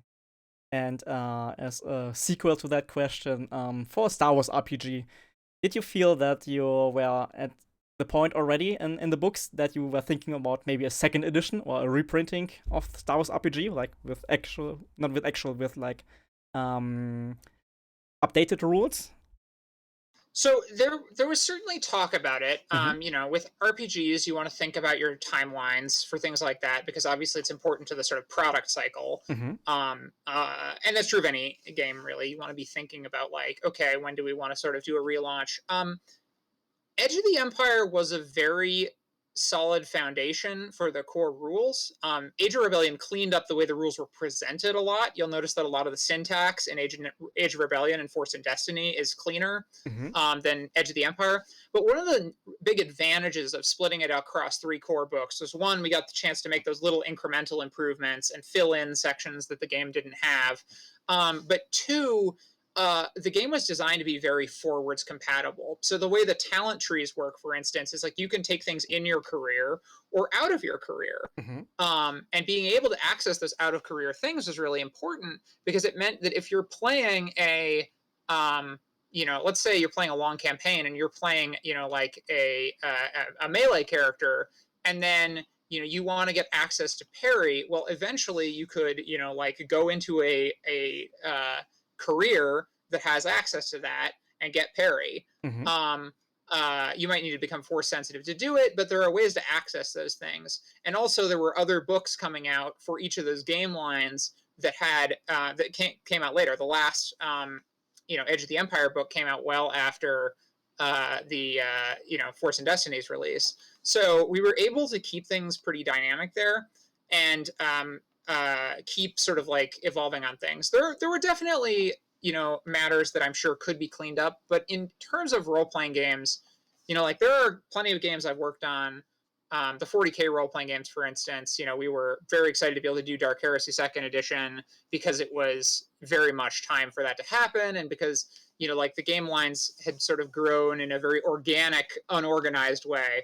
But Edge of the Empire, Age of Rebellion, Force and Destiny, they were pretty well planned out from the start, and they were pretty solid foundation. And I don't think they're an interesting one where I don't think they're in desperate need of a new edition from a how well is this working standpoint. There's potentially an argument that they should get a new edition from a it'll drum up interest again and it would be a good product and people would like it standpoint.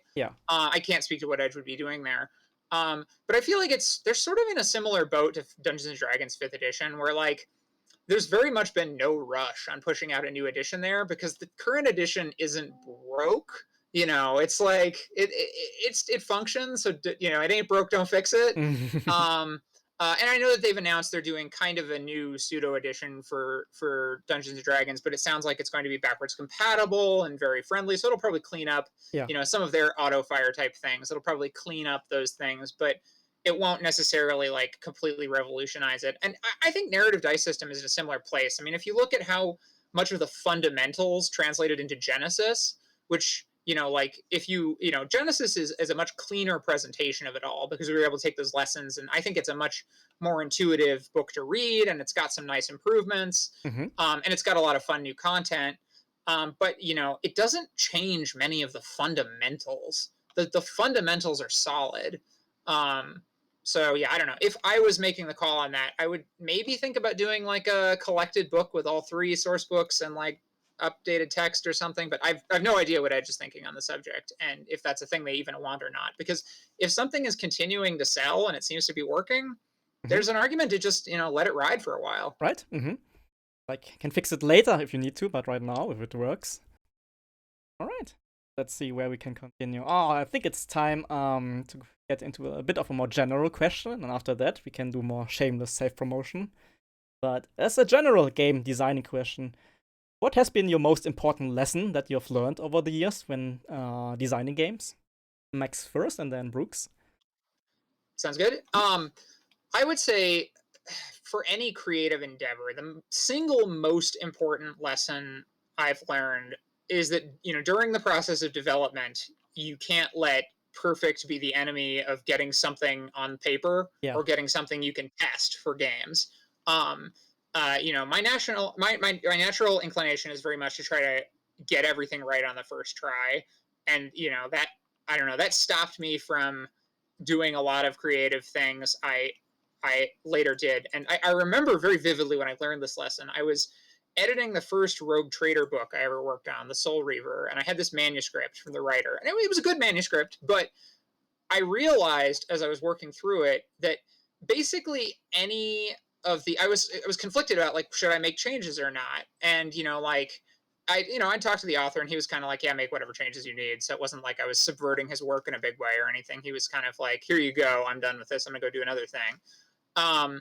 And I realized that because I was in the position of being the editor and I was looking at the ideas as they were, I could make improvements that were much easier than it would have been for him to write it super well the first time. And that kind of led me to just think about how, okay, once you have something on paper, it's a lot easier to make it better. Or once you have a game you can test, it's a lot easier to make it better. So yeah, I guess, especially during development, don't let perfect be enemy of good. And, if you're working on a commercial product, also don't let perfect be the enemy of ever publishing anything.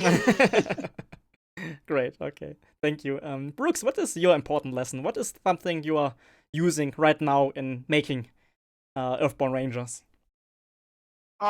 So one of the things is that you're not going to get it right the first time. You might get it really close the first time, and for like individual pieces of content, you might get right. Like Anakin Skywalker, Hero of Naboo, the N1 pilot. Like I wrote his ability. There we go. We tweaked points and other things, but the ability didn't change. Yeah. But when you're doing big picture, like structural design stuff, the more passes you can do, the more different perspectives you can get. Whether that's from even just if it's just you, put it down, walk away, come back to it days or weeks later. Does this actually do what you wanted to do with fresh eyes? But also the more different perspectives you can get, and I'll talk more about this later. But like, one of the things I felt that made me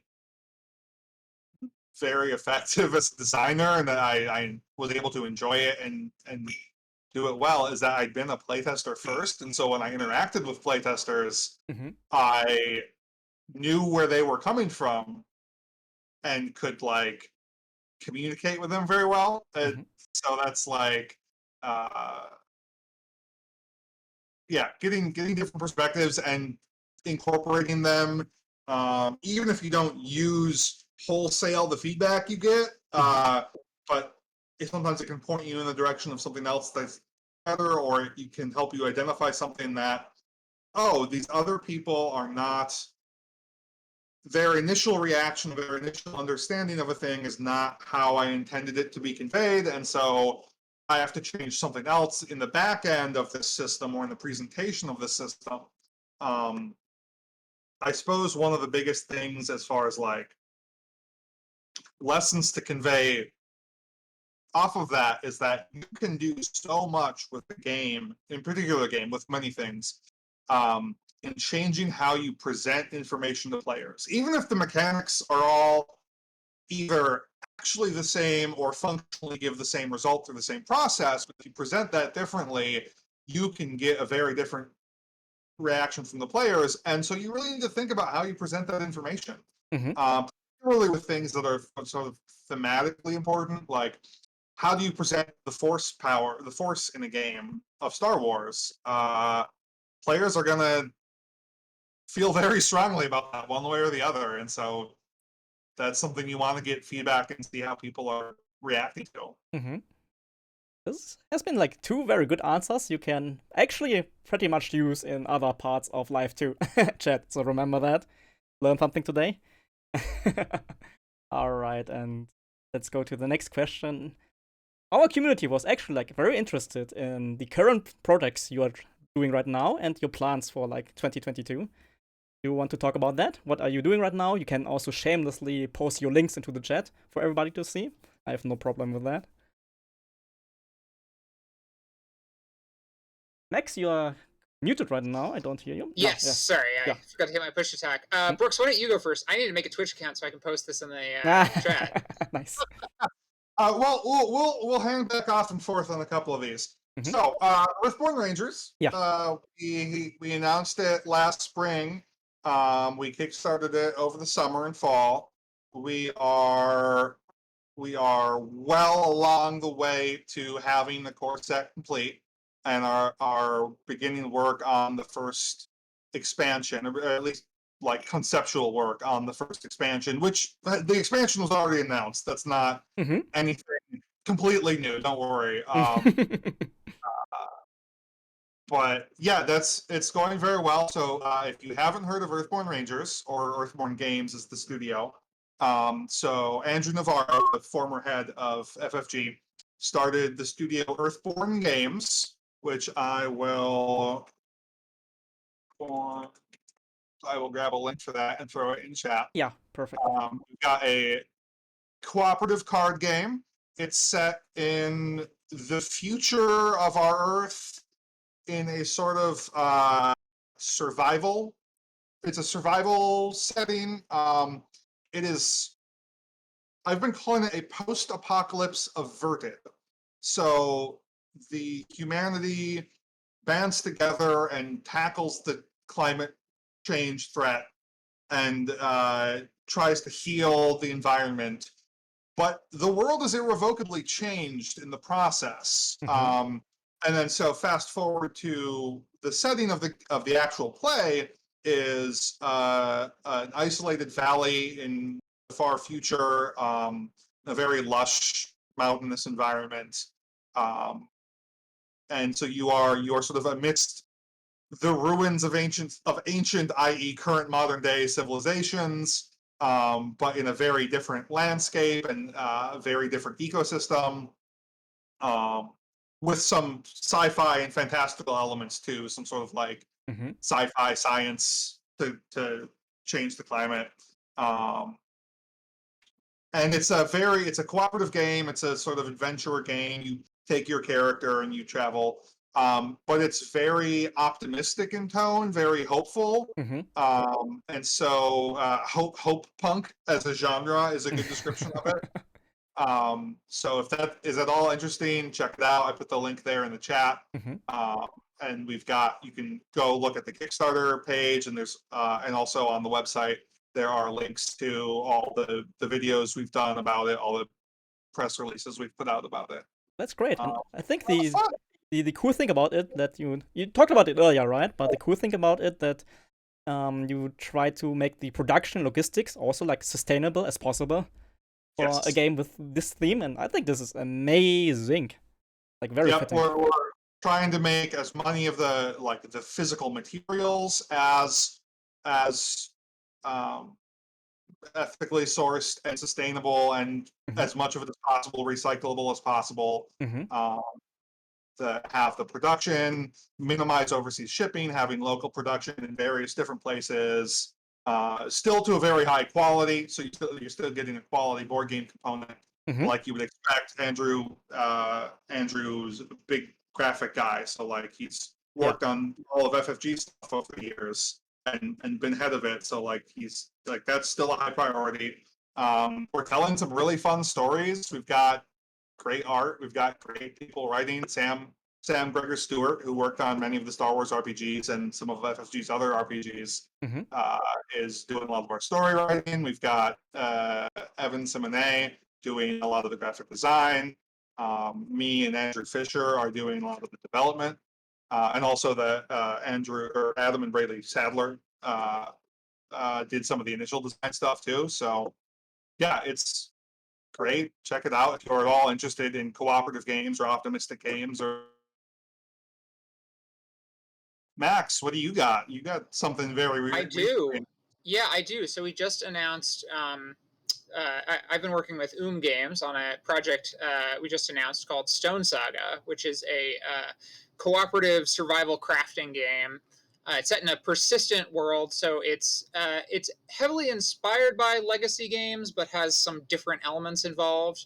One of the main things is we didn't want the game to be sort of disposable, but rather we wanted it to evolve and change over time.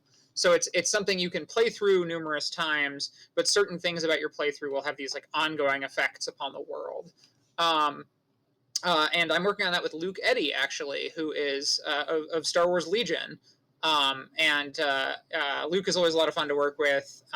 So yeah, that will be going to some sort of crowdfunding late this year, probably Q3. And I can drop the link for that in the chat. And if you have questions about that after you see it, feel free to drop me an email. I'll drop my website and blog in there as well. Yes, perfect. Drop everything, please. I suppose I should.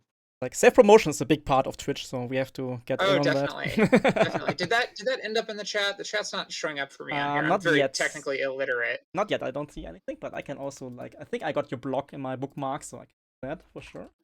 Gotcha. Yeah, that'd be great. And then for other projects, Brooks, do you have anything else you want to talk about? Yeah, so I recently announced this on my Twitter, which I will also throw up there. I don't have a website set up yet, but that's definitely on the list. I am working on a historical miniatures game set in World War II called Comrades in Arms. Oh. And it's a cooperative game. It's miniatures hybrid with some role-playing elements too. And it's set like very low level. You are following your characters through the war, just trying to survive, really, and trying to follow these characters' stories as they like are away from their families in hostile environments, doing difficult and dangerous things. Very much make a war game that isn't glamorous, that is very sort of like in the weeds and dirty, and like tries to touch on things that would normally be in more of a role-playing game genre, like internal emotional conflicts and stuff. Okay. And also using it as a vehicle to try to challenge, or like re-examine and reflect on and challenge some of the at least popular Western European and United States media perceptions of particularly the war on the Eastern Front, because so much of that is colored by the Cold War that followed and by Nazi propaganda at the time, unfortunately. So I've been doing a lot of reading of memoirs of Russian and Ukrainian and Belarusian and Baltic states soldiers who fought for the Soviets against the Axis powers, not just Germany, also importantly, the other Axis powers who many of them were sort of forced into this awkward alliance that they didn't really like either side, and they were trapped between two larger powers. Yeah. So it's been a great like anthropological experiment in a way too. So I'm getting to read all this very low level stuff, and then trying to kind of translate that into a game. That's in very early stages. I'll be running it. I'm just now starting to show it to people. It's nowhere near publication of any kind. I'll be running it at Con of the North, which is a local con here in Minnesota next weekend. I'll be running a couple sessions of it at Adepticon. Oh yes. If any there. So I'll put that Comrades in Arms. Yes, please. Spell the way you spell those words. So if you're at Adepticon, I know there are at least a couple tickets left for those sessions. Show up or just drop by and come check it out. Oh yeah, please do. and if you can make it to that, I highly recommend it.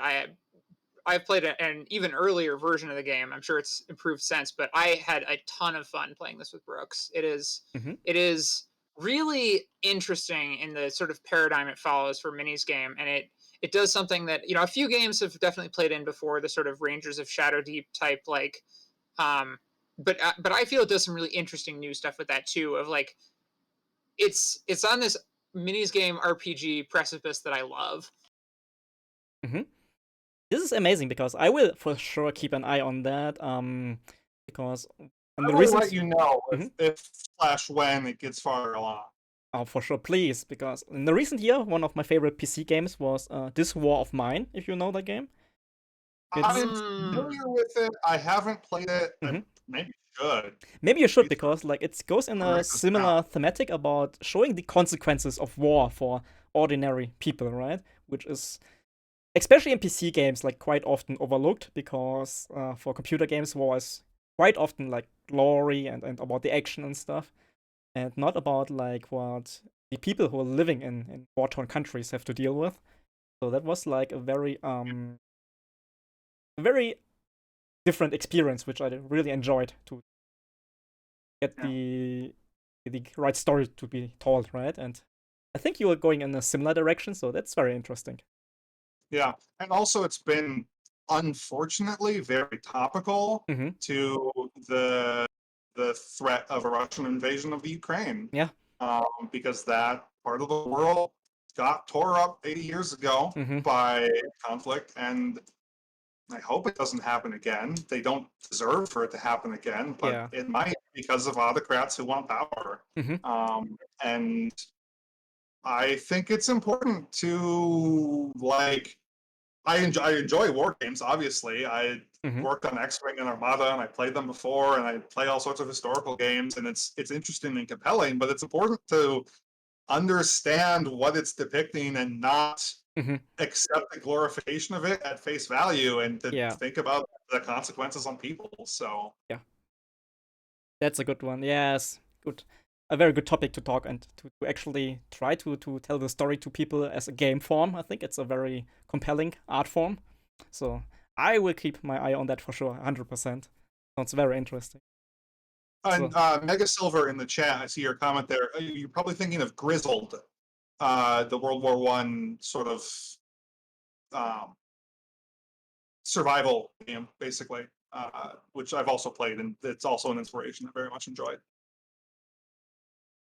All right. Yeah, Max, do you got anything else? Yeah, I do. So, I've been working on two RPG things on very different ends of the spectrum. Mm-hmm. One is a total personal project that I can never monetize in any way, so it's up on my website for free. And it's a role-playing game you play with Magic the Gathering deck, and I am in the midst of playtesting an update of that.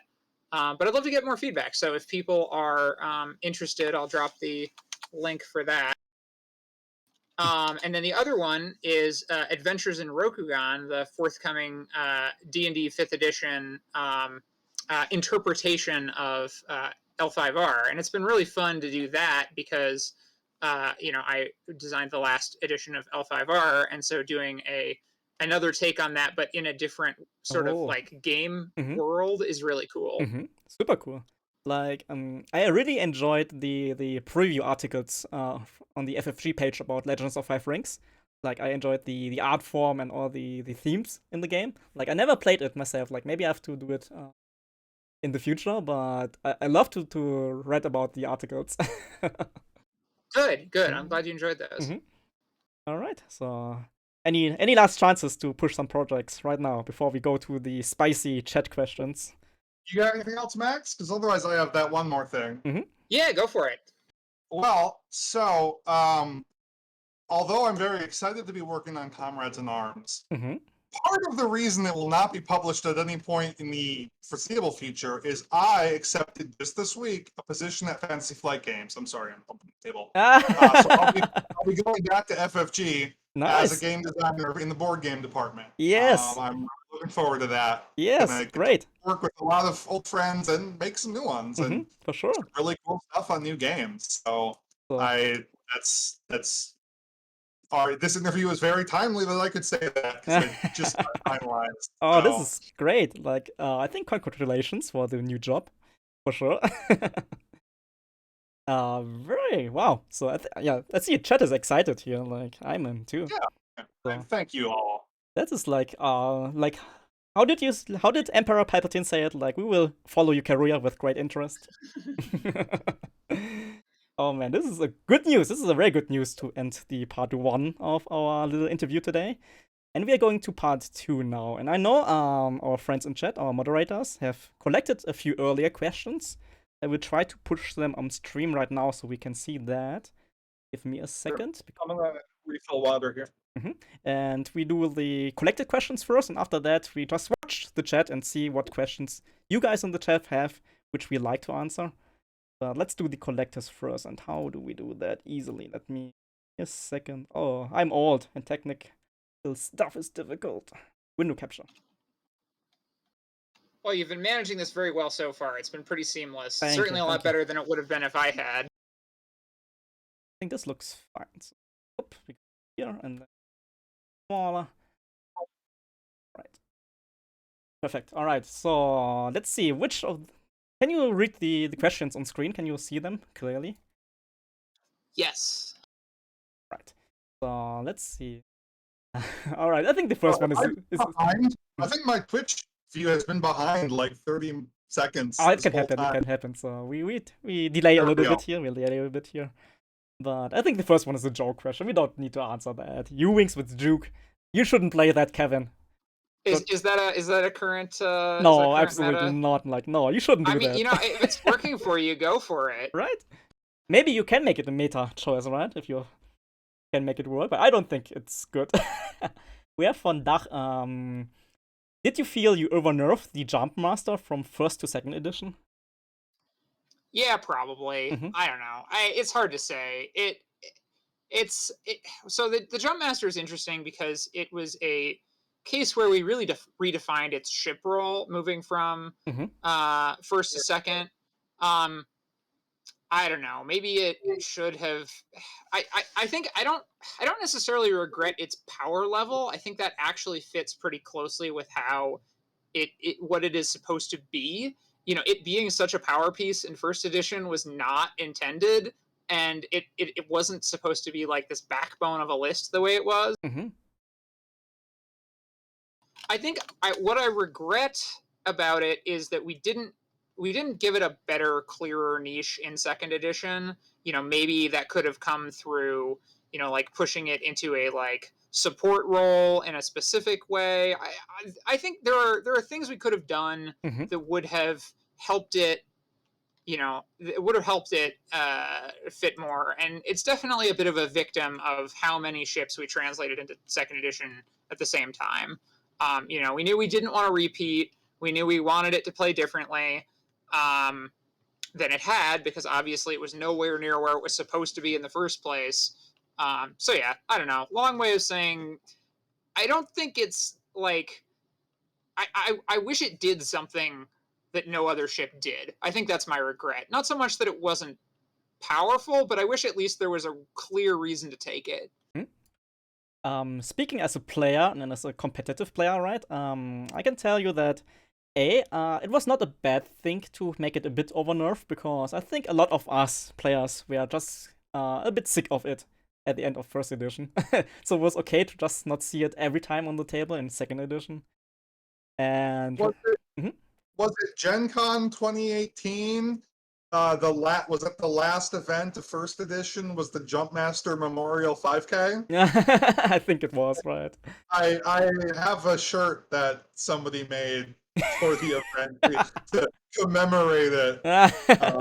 One last time. As someone who also played, although not as much when they were at their peak, not because of that, just because I was in college. And then as a designer looking back at it, like I would much when something is nerfed and remains a major power piece to the point of being problematic, if you are going to touch it again, it's generally better to absolutely make sure it stops being a problem. So like, there's many things we might have done differently had we had more bandwidth to work on them. Yeah. But in terms of power level, it feels much more appropriate now. Mm-hmm. Yeah, I think its biggest sort of the trickiness of it is that maybe we should have pushed bigger ships to have less hull so that it could have been even cheaper. I don't know. Like or again, I really wish we'd cleaved out of space for it, given it a coordinate or something to give it just a clear niche that it's like, hey, this is what this ship does. But there were a lot of ships. It seemed still pretty good in testing.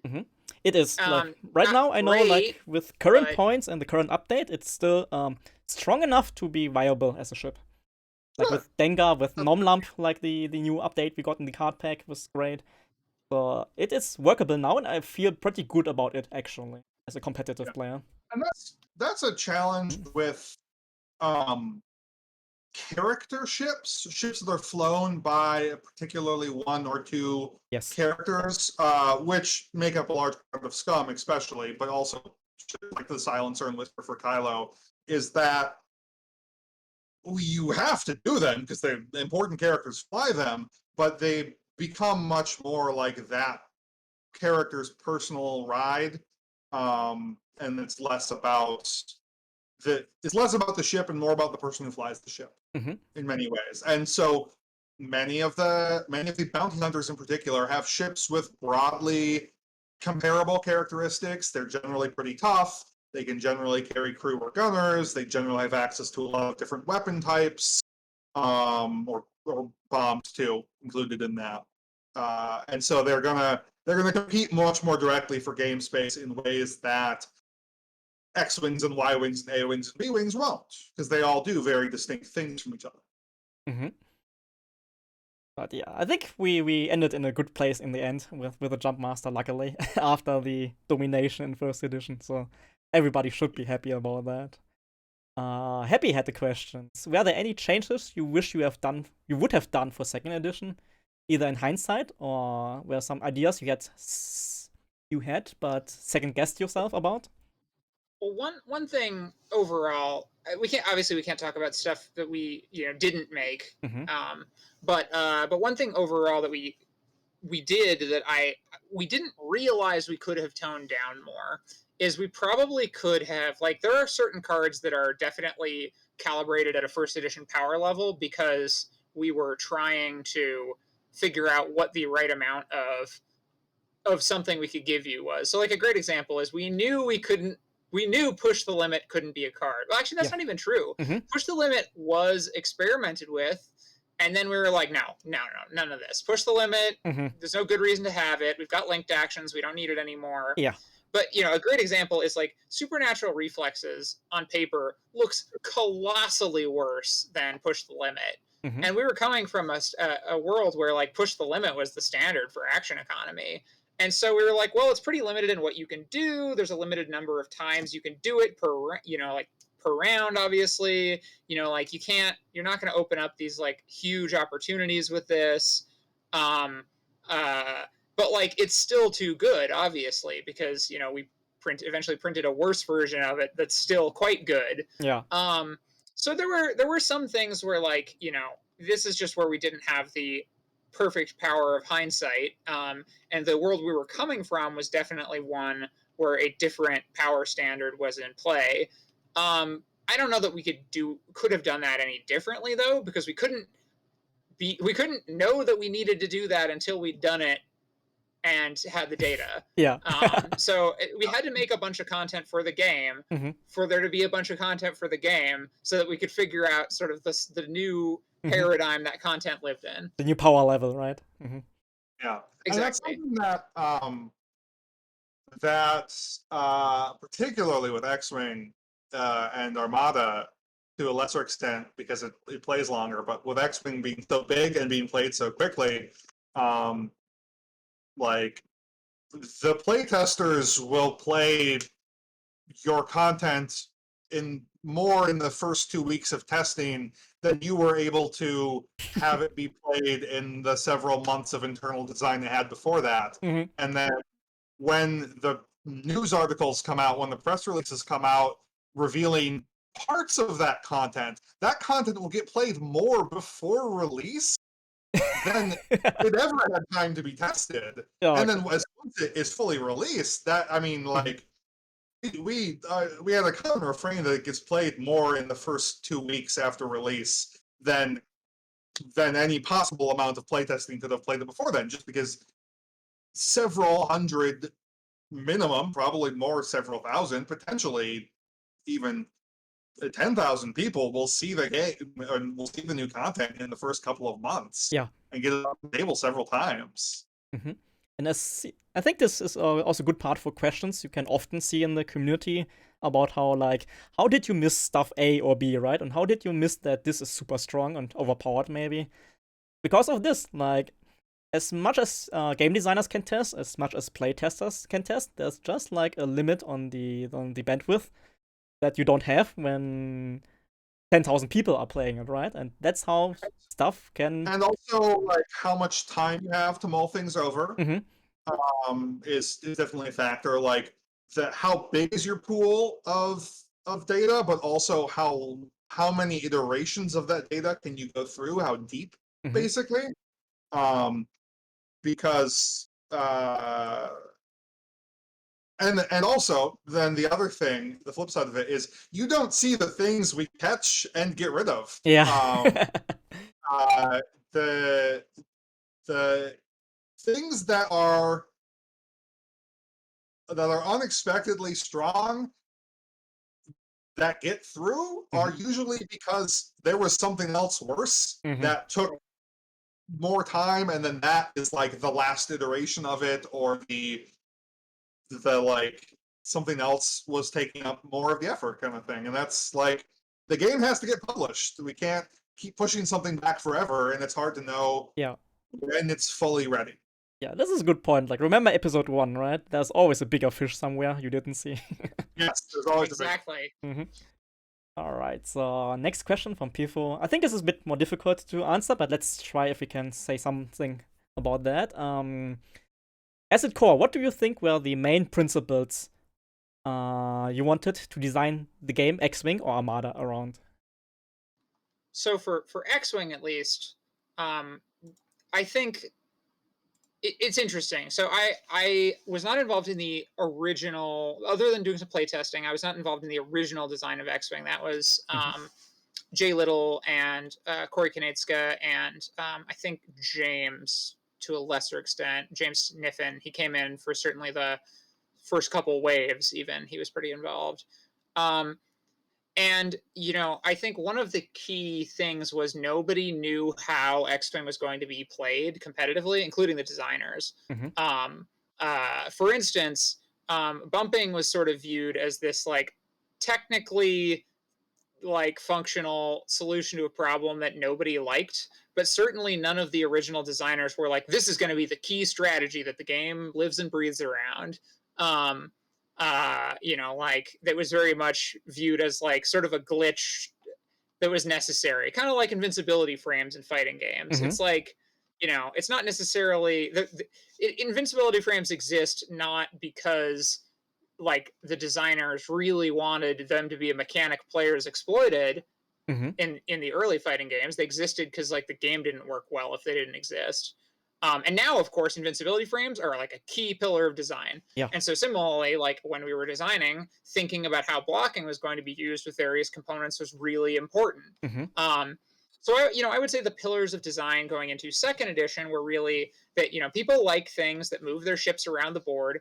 People like things that make them care about positioning on the board and Yeah. reward them for careful positioning.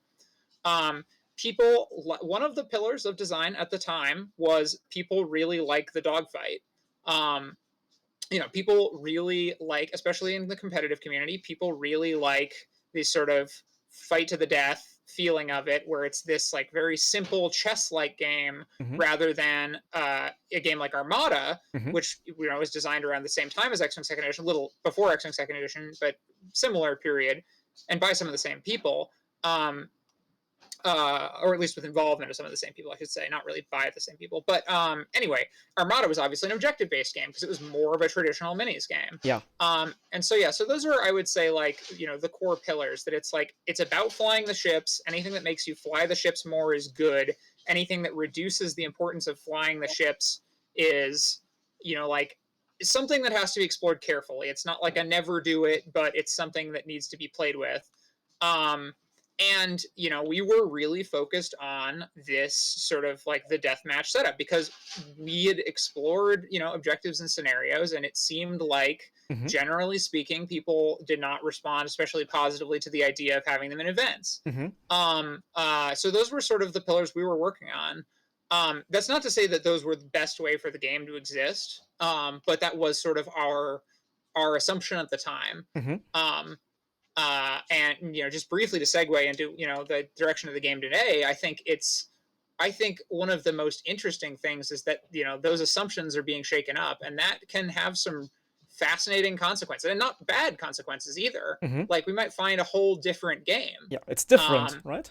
I think the best way to think about, I see in the comments someone said dogfight good for X-Wing, scenario bad. I don't agree with that. I designed epic battles. I wanted scenarios. I don't think scenarios are necessarily bad, Mhm. but I do think that we were assigning or we were designing around the principle that they wouldn't be central. They Mhm. might be sort of an alternate play mode. However, I think putting scenarios front and center is a really interesting move. I'm actually not against it necessarily. Mhm. I think it will, however, create a very different game. I mean, I think this is an edition paradigm shift that people should look at in the way of 40K or fantasy edition paradigm shifts, or even the shift from, you know, fantasy to Age of Sigmar or something like that, where it's like really reevaluating the core principles and taking them in some new directions. Mhm. And again, I don't think that's a bad thing. I think, you know, there's a lot to be said for reevaluating games every now and then and pushing things in new directions. And, you know, there's nothing to prevent it from going back in other directions later too.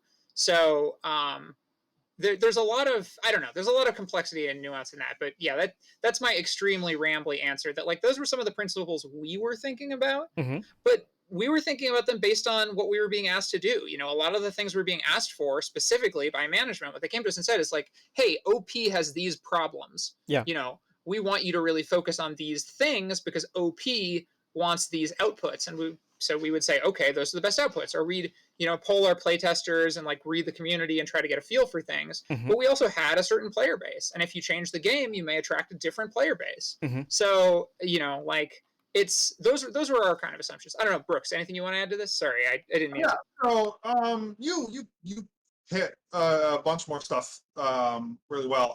Just as a person who played first edition X-Wing and developed second edition X-Wing, like I want to reinforce what you said about like what AMG is doing with the rules changes, and I don't know what all those rule changes are because they're not all finalized yet. Mhm. They're not all public yet. But the like fundamental, even if the content all remains the same, the game is fundamentally changing in the ritual of how you play, the procedure of how you play, and what certain things mean in terms of like the experience of how you resolve things. And that's neither good nor bad. That's a different experience, and I don't know what that experience will fully be yet. So I don't want to like make any snap judgments on anything, basically. Mhm. As far as it's funny that like I never had any issue with blocking in like the early days of first edition X-Wing. Mhm. It seemed like a pretty reasonable like approximation of you don't want the pieces to just like if two starships hit each other at speed, they should just blow up, right? Yeah, they should just die. They're not actually physically colliding nose to nose. Yeah. Perhaps they're glancing each other. Perhaps they're very busy Mhm. dodging each other. You like with all miniatures games, you have to accept a certain level of abstraction between Mhm. what the physical miniature depicts and what the thing it represents is doing. So like in games with individual figures, like figures will be crouching, will be hiding behind barrels and barricades and whatnot. Yeah. Whereas almost all of the miniatures are standing. Unless you are playing with very small scale miniatures on a very large play area, which I actually do sometimes, the vehicles are in motion, are physically taking up a much larger space than they actually would in real life. And so there are all sorts of accommodations that need to be made around that. Yeah. It's still a game in so the end, right? It's still a game. yeah. Mhm. I think I'll just echo everything Matt said about flying the ship is the core experience of X-Wing. Yeah.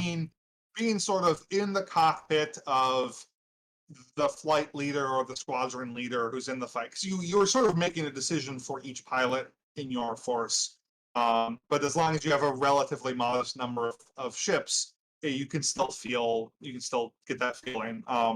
When I played competitively X-Wing versus when I played competitively Armada, if you want sort of a comparison between the two, I always felt mentally exhausted at the end of a day of X-Wing because it's round after round, game after game, lots of sort of white knuckle decisions, turn right, turn left, throttle up, throttle down kind of thing.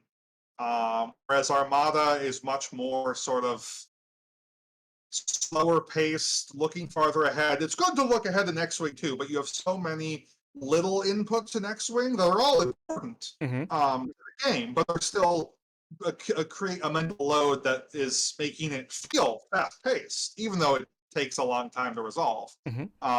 Whereas Armada the game is resolving more closely to the pace at which the events would resolve on screen kind of things. I mean, it still takes longer, but yeah.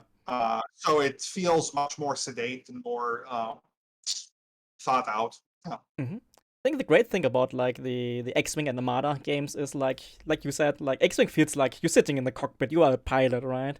In an Armada, you feel like an admiral, like sitting on the war table or on the hologram table, and you're directing under the fleet. I'd actually considered at one point painting my Armada ships like wireframe, like black, and then wireframe and all the crevices, hologram. But it would be such a big effort, and it would never match my opponent's fleet. I might do a display piece like that at some point. But it's a good idea. It's a very good idea. I might have to steal for my very small Armada fleet. Alright, so let's see. I think the Mega Silver question, we can skip over that a bit because we talked about it earlier, right? Like production stuff. Sometimes it works, sometimes you have to reiterate a bit and fix things from earlier, but that's already done. We have Jared Star Wars asking, who made the best zooming sounds when you played Star Wars toys or Star Wars on table? I probably did it as consistently as anyone else. I don't know. Brooks has some good zooming noises, but Frank has a lot of energy for everything he does. Like I do it. Like I know on TTS at least when I fly, actually. I'm doing pew pews and zoom noises all the time. Like like Gavin. Yeah, Gavin. You're right. It was Gavin. It was Gavin. Like this should be like the part of making X-Wing or Armada a bit more fun, right? Like that you pretend a little bit and just keep like a good environment with making sounds when you fly ships and shoot ships. I enjoy that a lot. Working. Like everybody in the room was a Star Wars fan to at least a moderate extent. Most of us were very into it. So yeah, we had like Frank's spaceship graveyard of like a bunch of broken models that got rejected that we couldn't sell or that people sent to QA and stuff. So those were our prototype testing components. If we put ships on stands, they were like lambdas with one wing, and, ships with snapped pegs, X-wings with lasers, kind of thing. For sure. So. A little add-on in the chat about that, right? What's your favorite Star Wars character outside the game, or your favorite Star Wars ship, maybe? Do you have something like that? Jaina Solo from the Young Jedi Knights and the New Jedi Order, hands down. I really enjoyed those books. She had a very compelling character arc, Mhm. like Jedi, but also fighter pilot, and also had to confront lots of very serious threats. Yeah, no, So pardon my French, but she is badass for sure. yes, yes. Somebody asked most badass in character, and I think that has to go to Tenel Ka. Mhm. Um, because not many people get their arm cut off with a lightsaber and then refuse a cybernetic replacement. Because it's a scar won honorably in battle. Mhm. Uh, yeah. Oh man, like That's the Star Wars I read growing up. That and the Mhm. X-Wing and the Republic Commando novels, and yeah, the old books. Like it was also part of my childhood. Like still now part of Legends, not canon anymore, but maybe a good thing in the end. Who knows? It might be back. You can Yeah. never say what'll roll back around. I mean, we Mhm. got post Sarlacc pit Boba Fett. It's true. Um, It's coming speak, back, like bit for bit. Yeah. Speaking of, I think probably the character I'm most disappointed I never got to work on for the game, but I'm sure will show up eventually. I have no actual knowledge of this, but Mhm. come on, it's got to happen. Is Fennec Shand? Yes. Right. Like I enjoy like how Ming-Na Wen is hitting her out of the park. like the actress, right? Like this is just like such a cool character to play, and she's just nailing it for sure. We shouldn't spoil too much about the show, though, right? Like some people still didn't watch it yet, so no, not going too much into spoiler territory. No comments. No promise. And all right, let's go. Yeah, we answered Sarcasmin already. His question. Yes, actually, EA used FFG designs in Squadrons, the Starhawk. Yeah, so I can expand a little bit on that. Yeah, Yeah. so we LFL had a pretty rough prototype basically, Mhm. and then we did the design of it. I basically had a sketch, and I like put Greeble's various places, like put the sensor dome here, put the turrets here, put the engines here, in this configuration kind of thing. And then we contracted a concept artist who actually did both ships, Mhm.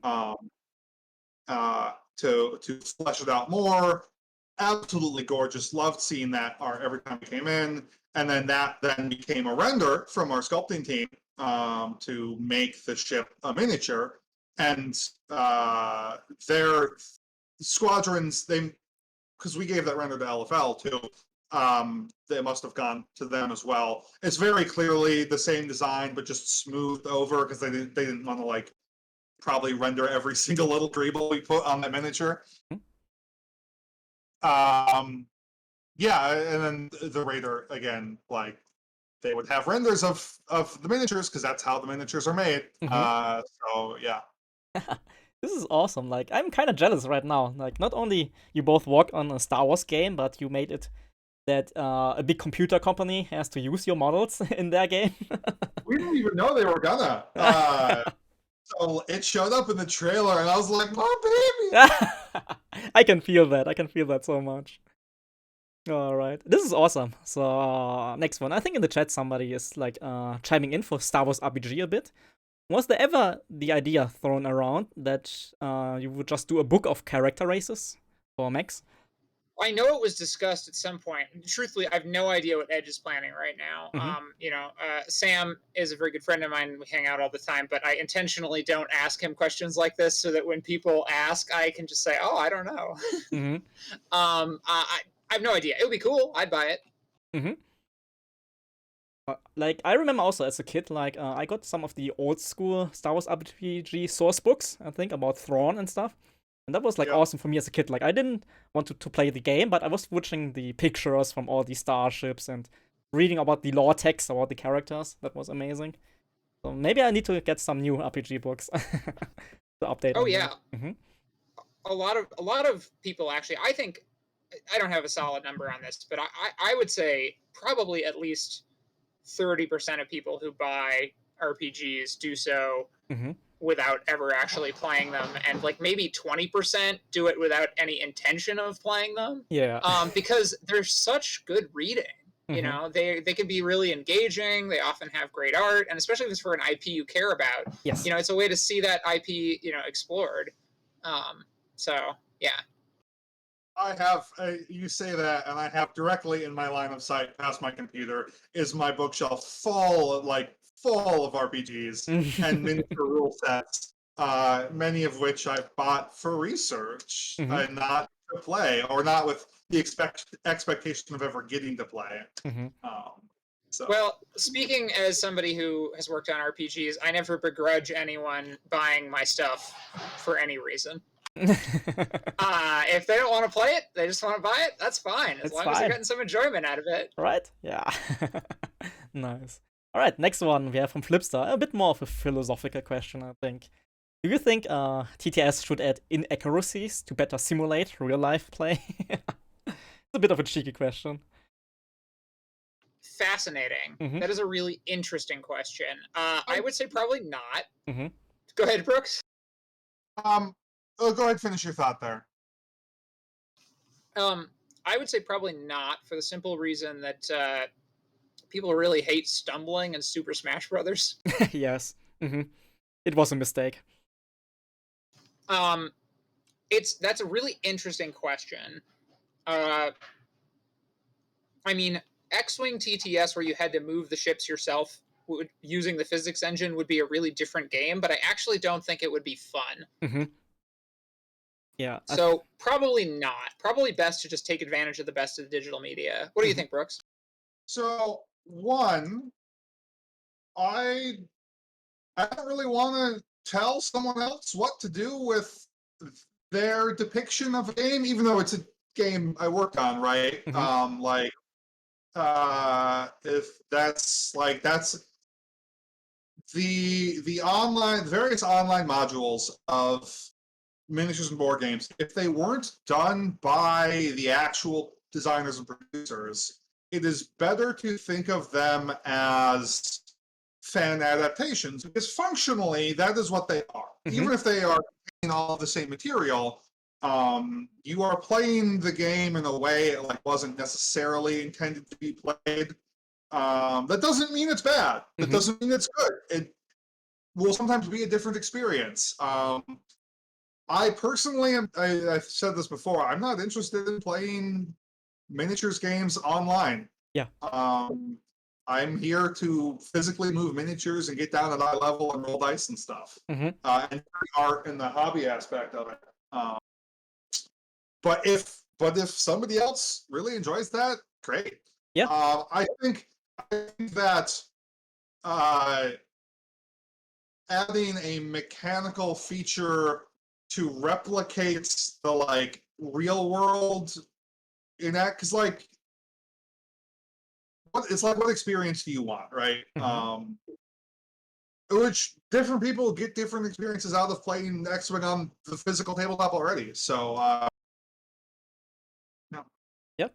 I think I agree a lot with you here. Like X-Wing in real life, it's a lot about the tactile feeling, about having the stuff with your hands, right? And because of that, I can deal with inaccuracies. But for the digital media version, we don't have that in the hands feeling, right? And even if we could use the physics engine to manually move stuff around, it's not the same feeling. So might as well do it perfectly accurate, so we just can ignore the inaccuracies. And I'll add as an asterisk that there being inaccuracies in physical play is not bad. Not bad, no, not at all. It can cause bad situations when you have something that's a very fine differentiation and you don't have an established way to deal with that. To which I would just encourage players to be very clear and careful. One thing that many other miniatures games do that doesn't actually work as well in X-Wing because of the restrictions on when you can measure things. Yeah. But for other games that are less restrictive in exactly how you measure things, when you move something, I highly recommend you confirm with your opponent as you're doing the move, hey, if I move here can I see you? Can Mhm. you see me? Mhm. Whatever thing you're trying to do. Because if you try and like do it sneaky and then your opponent disagrees, Yeah, that's bad. later, once you've already committed to the move, it's going to leave a bad taste in everyone's mouth, no matter how you resolve it. Mhm. Be as clear as possible always, right? Yeah, I agree. Yeah. But a funny question, of course. Like, I like it, Flipster. So, for the next one, a bit more spicy here. Let's go to the spicy hot takes. How would you redesign the Nantex, our little problem child, if you could so you didn't have to change the tractor rules? How much do you want to talk about this? We can talk a lot about Nantex. Everybody loves to talk about Nantex. So my answer is, I'd probably tweak some of the specifics of it. Maybe the ability would be charge based or something. I don't know. There might be some like fiddling on some effects, but fundamentally, I actually think what the Nantex reveals is that Tractor Beam was still in a messy place and was going to need update. Period. So I think actually the way if I could go back, the way I would get out ahead of that is I would make the Nantex also the revision of tractor beams. But one of the challenges with that is, this is a topic I think all of us in the chat have experienced. But like the Nantex was not poorly received by playtesters, broadly speaking. In fact, a lot of the playtesters really liked the Nantex and really liked the play dynamics it creates. So the Nantex has a lot of really interesting situational setups if both players are like really experienced X-Wing players. The problem with the Nantex, and I wrote a blog post about this, I've talked about it a lot before, but the problem with the Nantex is in the hands of like a moderately good player, it can ruin a bad player's day, and it will do so in the most unpleasant way possible. But in the hands of the top players who play a lot, it actually creates a lot of interesting dynamics. So it's a piece of content. I think my biggest regret about it is that I should have pushed that test. It reveals something about, I guess, the failure of mine that our playtest pool didn't represent a diverse enough spectrum of the players of the game, which is a real challenge. Because to get someone to playtest, they have to be extremely engaged and interested. But your playtest pool should have people who are bad at your game. Your playtest pool should have people who only play it casually. And again, I'm not saying the problem with the Nantex is that, people are bad at the game. But the problem is that when a skilled level differential comes into play, the Nantex gets really unpleasant and really toxic. And our playtesting pool wasn't designed to account for that. So this is a case where like playtest design becomes a really important thing, where a designer has to say, not only how am I designing a component, but who am I asking and what responses am I getting? And does this how much does this translate to the average player? So yeah, but in terms of concrete stuff on the Nantex, I would say the big thing is that I think it reveals that the tractor beam rules in general were not in a functional place and needed revision. And because if you can't play with the mechanic in a context like that, the fundamental underlying mechanic probably isn't working. Yeah. There's a refrain that Max you had quite a bit was that damage is the best debuff, and then the corollary is that if applying a given debuff ever gets significantly more powerful than damage, that can cause some very weird issues. And Tractor Beam was like on the line of that space. Oh yeah. Like I was always amazed that Ion didn't become more of a problem, even in second edition when we weakened it. Like control is super strong. Like we know that as competitive players, right? Like I think Iron is still like in a space where it can be kind of fixed with points. Like, of course, if you make iron bombs, colonnades, iron cannon turrets, like way too cheap, like you see more of that. But you can adjust that with the points in a good space, and we are in a good iron space right now. But yeah, that's something competitive players will always look for, like control measures and how to deal with that. Well, yeah, a great example, going back to that earlier thing I was talking about with that early development version of the interdictor in Armada, which was capable of just passing out tons of shields to everything around it. you could build a list that was nothing but this ship that could toss shields to other versions of this ship that could toss shields to it, and you had this like obnoxious impenetrable wall. Mm-hmm. And it was pretty clear that like even if this strategy isn't too good, and it might be, it's going to be really unpleasant to play against. Unfortunately, that one was like a pretty obvious one. There wasn't like really any counterplay. The tricky thing with the Nantex is that there is counterplay, but the important corollary to that is that counterplay only matters if both players are in sort of the same range to apply it. Mm-hmm. And counterplay matters the most at high level and far less once you're dealing with, like anything with the highest level play. Yeah. So the problem very much becomes like, counterplay is designing for counterplay is tricky because a large portion of your player base will not really do it. Mm-hmm. And again, if there's too much skill differential, they may not be able to. Or skill differential that comes in like the preparation and not just skill at the angle and arc estimations and such, but also like knowledge pool differential. Mm-hmm. I've been teaching someone Magic recently, and one of the challenges has been that I know all the archetypes of card that can exist. I don't know every card in the game, but I've seen enough cards that I can be like, okay, there's like creatures and there's kill spells and whatever. And one of the things I quickly learned when teaching this person was that it's very overwhelming if you're dealing with lots of different cards at the start, because you don't have those sort of mental categories yet. So that was like a huge piece of skill differential that I hadn't really considered before, even though this person is about as good at probabilities and bluffing as I am. Mm-hmm.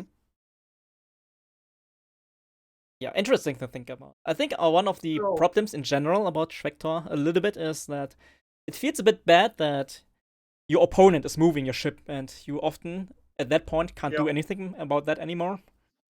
And that's actually specific. Oh, go ahead.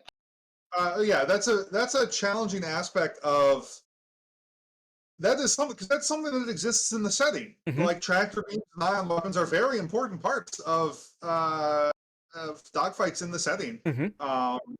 And there's a very fine line to walk there in translating those effects into the gameplay.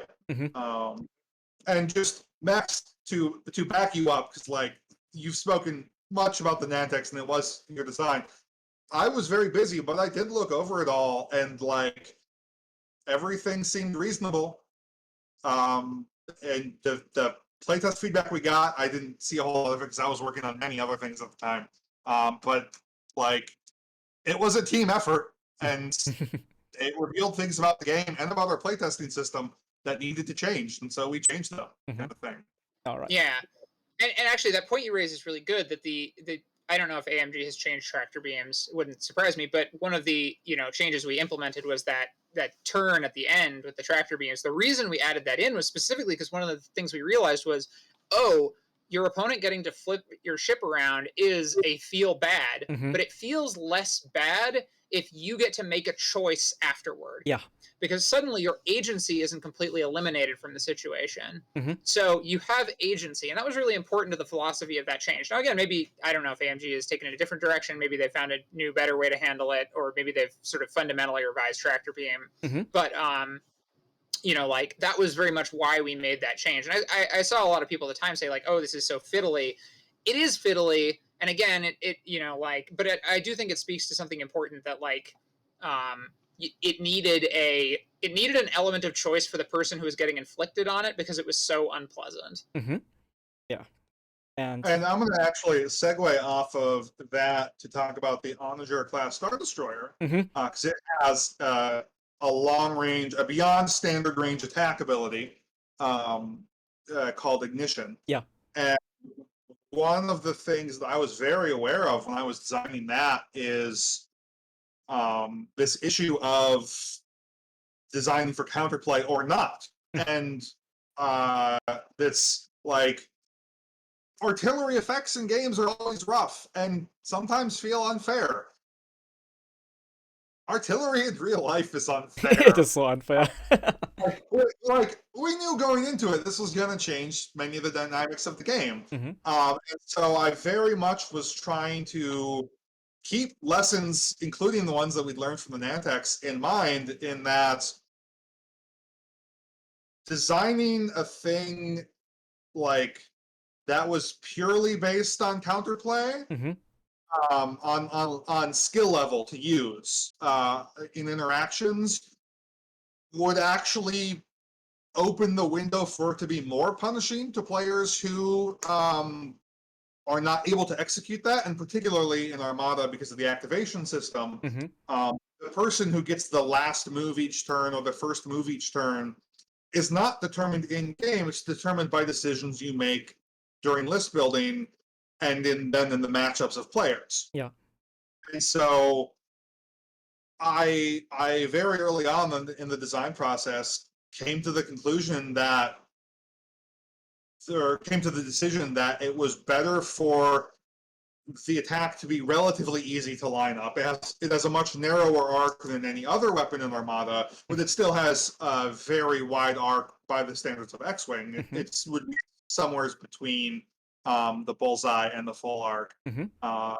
And that meant that you didn't need to have the positional advantage to use it, Mm-hmm. but also that then the skill in using it or the list building and matchup luck in using it would not swing its effect so much. And so like that's an example of basically like, because you know skill counterplay sometimes isn't going to work or is going to be subject to these external variables, Yeah. that the players, they might have control over at some stage, but they don't have control over once it matters. Mm-hmm. And that was something to avoid, basically. Mm-hmm. So, yeah. It's very funny that you're mentioning the Onager Star Destroyer, right? Like, recently in the last months, I got a bit more into competitive Armada, and my friends who are teaching me are like, it's really nothing which is like super broken in Armada, but you should be careful about the ignition from the Onager because you kind of have to counterplay that, and you have to know how, and that's not something which comes naturally, right? Yes. Mm-hmm. Yeah. And we knew it was going to shake things up, and that's okay. I like to think we got close enough, and it sounds like from what you said and from what other folks have said that it's good and potentially strong, but not inherently oppressive, at least. Although, like any given matchup between, especially players of drastically different skill levels, Mm-hmm. surprisingly, actually, the Starhawk was much more difficult to design than the Oh. Onager. Mm-hmm. I was doing both at the same time. In part, I think because I put so much thought ahead of time into the Onager, but I was able to find a point of equilibrium where it felt right. If it needed to be balanced, those balance changes could be done by point adjustments. Mm-hmm. Whereas the Starhawk was difficult to put a thing into the standard game that was tougher than a Star Destroyer, Mm-hmm. and that's what I had to do, and so that was quite challenging. Okay. So, Brooks, were you also involved in the Republic era Armada designs? No, Mm-hmm. I did Armada Wave 8, Mm-hmm. and then that's very much fueled some internal work I did and discussions that eventually became the 1.5 rules change. Oh, okay.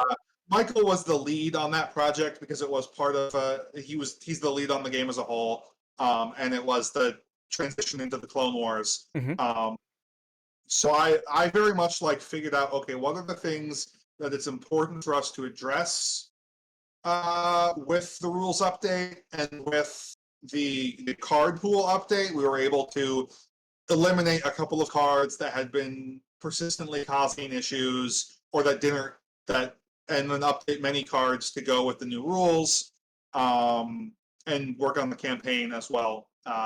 But the actual Clone Wars content is Michael Gerns and Frank Brooks. He got to do something other than X-Wing. He'd been doing he did Cosmic Duel as well in between, Mm-hmm. the board game. Oh. I did do some, like, we all were still in the same room. I talked to Mm-hmm. them every day about it, kind of thing. But yeah, I'm I've been so pleased to see the community's response to that, because it was such a great opportunity to finally get to do that. Go to the Clone Wars for Armada. Mhm. Uh, Oh man, like this for me when I saw that we got the Clone Wars era into Armada, that was like very dangerous to my wallet. All Yep. right, so let's slowly but surely go to the end, right? Because we are reaching 3 hours very soon. So I would do the last question on the comment here, and then maybe another one from the chat if somebody has a good one. And I think that should be plenty enough for today. I will put the recording of this, of course, to YouTube to share later for everybody who wants to rewatch this or want to show their friends. Let's go to the last questions, right? Let's do another spicy one, a little bit of a hot take here from Ampman.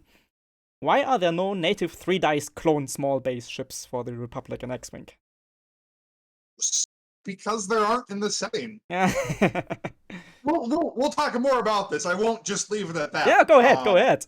But in fact, actually, because Max and Frank did Wave 3 with the introduction of the clones, because they'd been sort of working up to that for a while. I actually gave the Delta 7B a side eye for a long time because I wasn't sure it deserved 3 dice. I think I've come around to that. And it definitely served a function that in gameplay, in letting people take these iconic Jedi characters who get so much screen time, but have them be in a pretty reliable ship that wasn't as prone to just exploding as a less hull, more agility version of it would be, and having them be 3 firepower, 3 agility at the same time would be maybe too much, particularly with the Force. Mm-hmm. So, Max, you're welcome to talk more about the initial wave stuff, because most of the Clone Wars content is yours. Yeah, I mean the clone stuff. Yeah, again, we were looking at what the specs on the ships are supposed to be. I mean, the other thing too is that with the clones in particular, we wanted to have them feel swarmy, push their teamwork aspects, and so a big part of that was keeping those ships costed at a point where you could get a decent number of them on the table. Mm-hmm.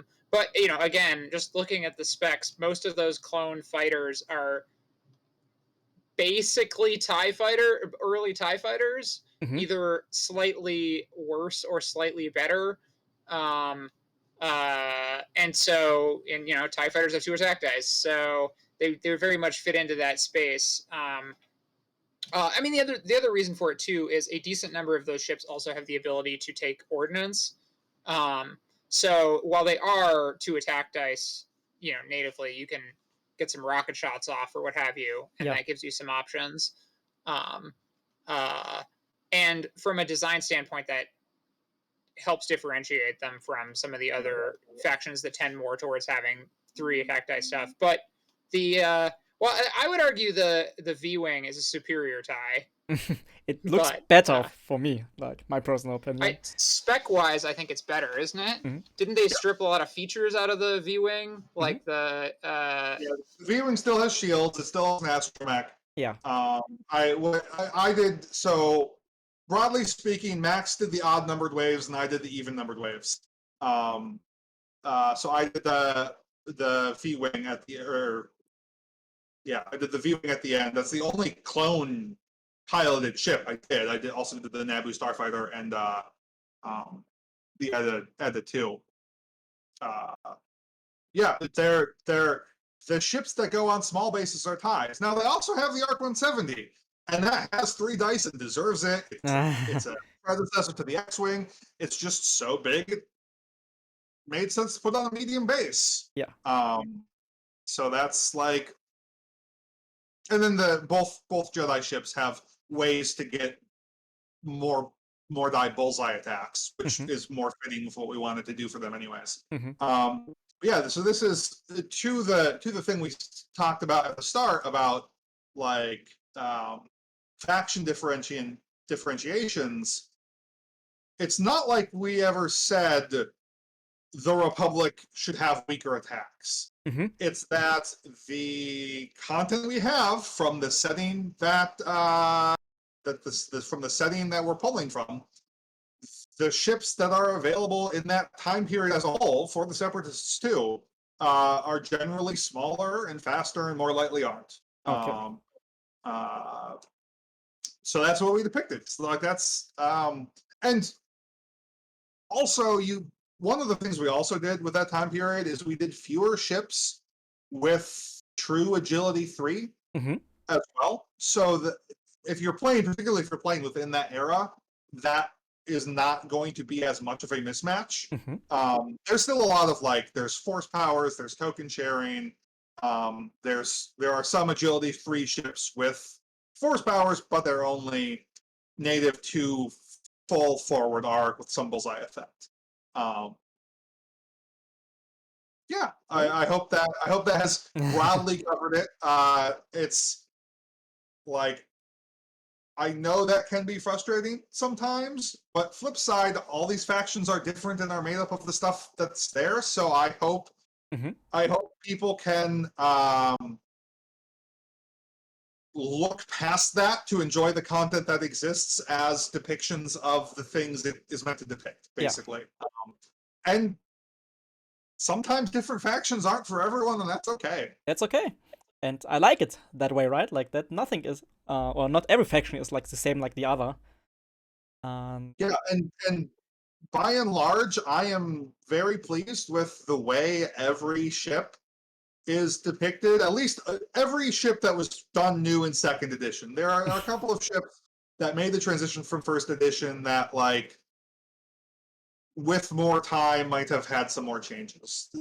Much of which we've already talked about. But yeah, Like I think it's funny because I think almost every faction in X-Wing is jealous about something from another faction, except for oh Scum yeah, because they have everything. But this should be a good thing in the end. All right, so chat, let's do some last questions in the chat before we draw it down. I saw one good one earlier. JW4 was asking, did you ever use machine learning tools or some kind of AI to support you in game design?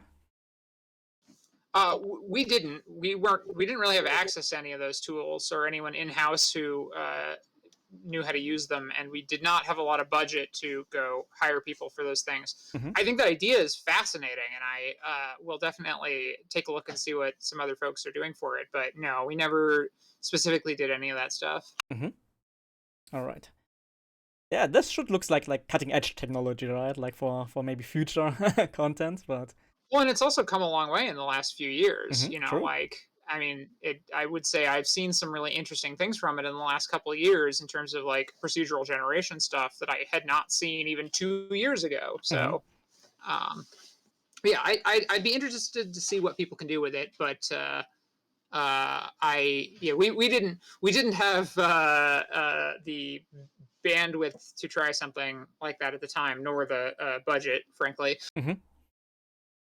All right, so let's see. What do we have in the chat? Let's go through all the questions. Oh, I think I saw a very good message earlier, uh, hitting to the end. The chat was thanking you both for first working on the game and making the game that way that we enjoyed it a lot. And chat was specifically thanking you for smuggling in like all the extended universe stuff like E-Wings, Corran Horn, all the Jedi. So we were quite happy to see that. Oh, it's the Starwing, the Alpha Starwing, right? From the computer games. Is probably one of the most popular ships we have in X-Wing right now. So from the chat and from me, thank you very much for getting that into X-Wing.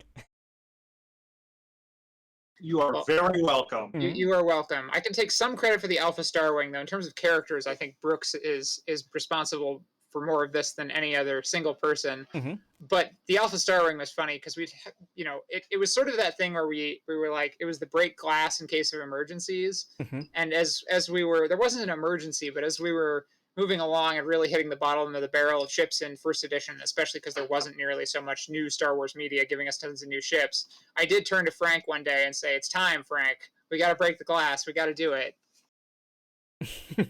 We have to do it. And I can tell from a player perspective, like, still, it's one of the most sought after ship in the world globally. So second-hand prices are still high. So we hope Asmodee in the future is reprinting it. I hope they were printing. Yeah. Yeah, right. Yeah, I definitely hope it comes back around. Mm-hmm. Yeah, there's a lot of stuff that trying to figure out how I can best phrase this because there's some things we can't talk about still. Mhm. But there's a lot of things where like we're having to design within this context, and we are we want to make stuff that's relevant. Yeah. And that like if characters aren't being shown on screen or brought up in media, like they may still have a place in our hearts, but like our first priority is usually going to be to do something current and relevant.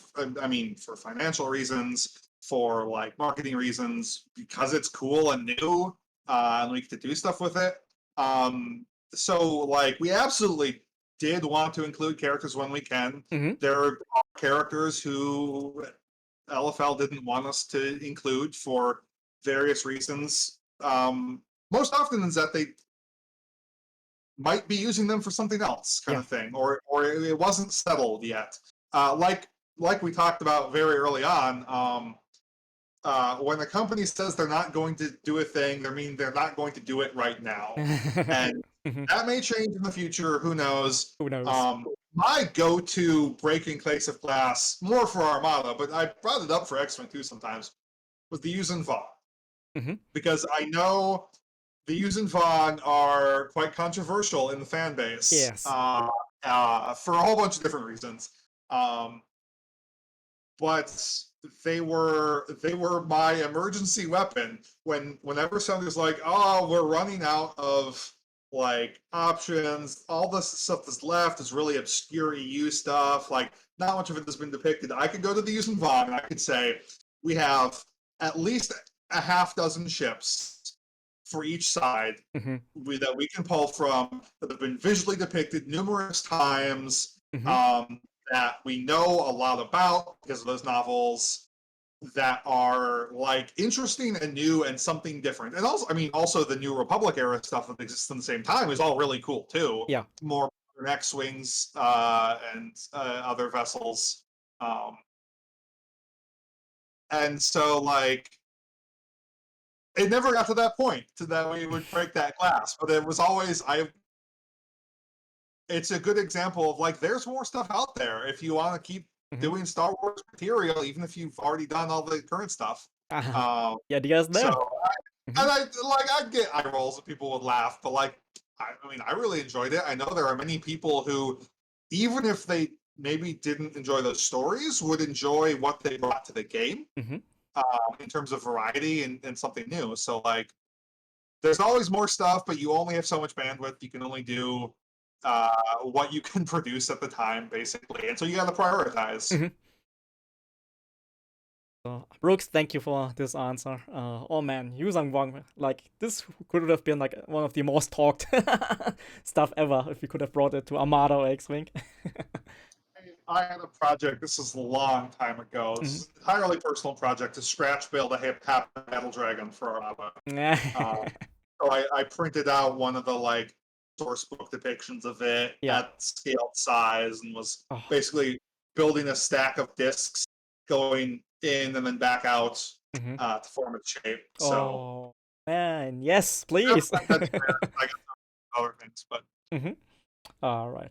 Okay, I think it's time. We have broken the 3 hours here, and we spent a lot of time with our lovely chat this evening here in Germany and the afternoon in the US for you both. So let me thank you from the bottom of my heart for this talk today. It was amazingly interesting. Like I enjoyed it a lot, and I thank you for taking the time to speak with us about Star Wars game design and X-Wing and Armada and RPGs. Like again, I will put the recording on YouTube so everybody can listen again and follow it. I wish you both an amazing weekend and much success with your future projects and careers. And I think maybe like not in the near future, but maybe soon we can do something similar again, and maybe we invite Frank and Mike for that to speak more specifically about X-Wing and Armada. But I think it was a great success today, so thank you both very much. Thank you, Chat, for being here today. Thank you so much for having us on. This was great. Yeah, it was super good. A pleasure. All right, chat. So I will go into the end screen now, chat. So see you again soon, everybody. Thank you very much. Bye bye.